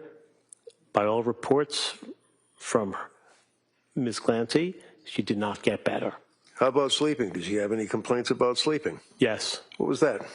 Her insomnia got worse with the passage of time. As September turned into October, it turns into November, around the time of Thanksgiving. Had she continued to seek help from medical health care providers? Yes. The answer is yes. Yes. Who did she seek to get help from? Well, the initial person, I believe, was her mother-in-law, Sue Clancy, and who was a labor and delivery nurse who knew people. Who did she see as a result of Sue Clancy? I believe it was Julie Paul initially. And what group was she affiliated with? South Shore Perinatal Health. Did Ms. Paul, nurse practitioner Paul, prescribe medication for her? Yes. And did she continue to deal with South Shore Perinatal? Yes. At some point, did she stop dealing shortly, a short period of time, with nurse practitioner Paul? Yes, Nurse Paul left. And why was that? She got a transferred position. It had nothing to do with her patient load or... So she was transferred? She was transferred, okay. Yes. So as a short period of time, she was transferred. Who was the next person that she dealt with? Rebecca Gelada. Did Rebecca Gelada have a particular position? Was she a nurse practitioner? Yes. And how long did she deal with Rebecca Gelada? 3 appointments. And during that period of time with Rebecca Gelada, was she prescribed medication? Yes. What was the medication? I believe it was Seroquel. How did she react to that? Poorly. And as time went by, going into the holiday season, Thanksgiving, do you recall what her symptomology and complaints were to the healthcare providers at that point, whether it be Tufts or Gelada, anybody? Yes. What were they? She had many concerns about her health. She wasn't feeling well. She felt out of touch with herself. She felt numb. She experienced disassociation. All right, stop right there. What is disassociation? Disassociation is a psychological construct that means you feel removed from your body. You don't feel in touch with your body. You feel different than the way you normally do. You look back at your life and you say, something is wrong with me. I'm not feeling the way I normally do. Did she express, for example, when the jurors were looking at the medical records on November 27th of 2022 to nurse practitioner Gelada, that she felt that she was out of her body and that she had a disassociated state? Yes, and that's sometimes known as a depersonalization. You feel removed from your body. You feel removed. You feel as if you are not in your full body. Now, at that time, was she also complaining of other symptoms? And to cut to the chase, was she saying that she could not emote, she couldn't feel love, she couldn't feel happiness, she felt heavy, Yeah. she couldn't walk, she couldn't bathe, she had difficulty relating to people? Is that fair to say? Absolutely. She couldn't get out of the bed. She had total flattened affect. Did she then seek additional help? Yes. Where? She went to the, I believe, the emergency room initially at South Shore to go to Mass General. And did they prescribe additional medication for her? I believe they did, yes. Did she make any expressions to her treating physicians up to this point about what in her opinion, what the medications were doing to her? Yes. What did she say? She said she was in a brain fog. The medications were making things worse. They were not helping. They were not helping her. Now, as that time went on into the period of Thanksgiving up to around Christmas, did she continue to reach out to people for help, such as suicide hotlines? Yes, she reached out to... The answer is yes. Yes. Why did she call a suicide hotline? She was worried about killing herself. And did she get any help from the suicide hotline? She was turned away. How about the second time she called the suicide hotline? She was turned away. How about when she went to the Women and Infants program in Rhode Island? They told her she was not a good fit for the program. Why? Because she was overly medicated. And did she continue to seek help from healthcare providers? Yes. And what was the next thing that happened as far as dealing with healthcare providers for Lindsay in her postpartum stage? She went to the Mass General emergency room. What happened there? On 12:30, she said she needed to go to the hospital. She was at the emergency room. She was sent to McLean Hospital in Belmont. It's a Harvard-affiliated hospital. Now that McLean Hospital, when you say was sent to, fair to say that even though they had to transport her, it was a voluntary commitment? Yes. And what was her state of mind that caused her to have a voluntary commitment to the locked wards of McLean Hospital? She was worried about killing herself, and she uttered concerns about killing her children. How about, did she relate any intrusive thoughts and dark thoughts, things of that nature during this period of time, October, November, December? Yes. Tell me about that. She said she had, quote, horrible thoughts, unquote. She felt that people could actually hear her thoughts. The thoughts were so loud that strangers could hear them. Did she express at that point, for example, that she was concerned about school teachers with the little Sprouts school with the kids, that they could read her thoughts and that she would lose custody? Yes, it's called ideas of reference. You believe other people can hear what you're thinking, and that can have a very negative interpretation for the person believing that, feeling that, and thinking that the outcome is going to be a negative one, that their children may be relieved from their care. Now, as it relates to the concept of a psychosis, can you tell me in 25 words or less what a psychosis is? A psychosis is what's considered a major mental health disorder. It's when people have disorganized thinking, and the symptoms most typically are hallucinations. There are different types of hallucinations. 80% of people with psychoses hear voices. There are different types of voices that one can hear. Benign, get a glass of water. Benevolent, you're a good person, keep it up. Or malevolent, threatening them, telling them ordering them to do something horrible, and you believe those voices. Now, during that period of time, when she got out of the McLean Hospital, what medication was she titrating or getting off of? I believe she's getting off the Seroquel. Was she able to do that? Yes. Relating back to November 27th with the disassociative state, is that an indicia, is that an indication or a harbinger of psychosis? Yes. And is a psychosis, is that something that somebody would be suffering from a psychosis for a month at a time, 2 months at a time, or is that short periods, or how does that work? People with psychoses have intermittent symptoms. They can function fine one day, and the next day they can be hearing voices, they could be seeing things, feeling things, smelling things. To be clear, those additional types of hallucinations did not plague Ms. Clancy. She only had auditory hallucinations, but hallucinations are like the waves at the beach. They come and go. They're called waxing and waning? Yes.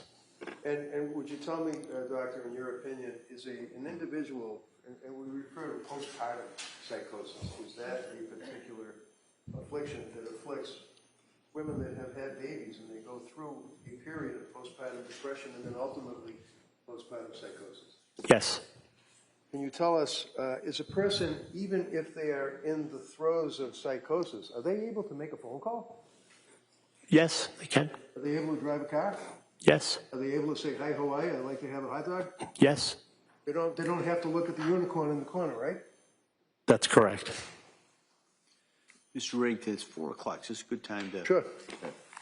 All right. So, members of the jury, we're going to recess until tomorrow morning. I would expect our schedule tomorrow will be similar to the schedule we had today, hopefully without the technology issues. And I'm just going to remind everybody the same instructions. Don't read anything about this case or similar cases. Don't talk about it. Don't listen to anything. And keep an open mind. Go home. Have a nice evening. We'll see you tomorrow morning, 9 o'clock. Okay? All rise, please. Jurors exit.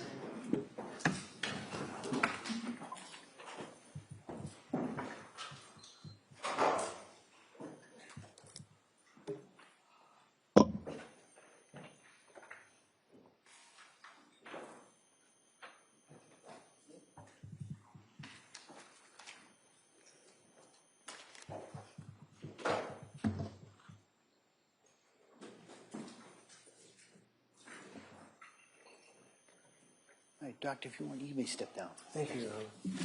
All right. I hesitate to ask, can you approach? All right.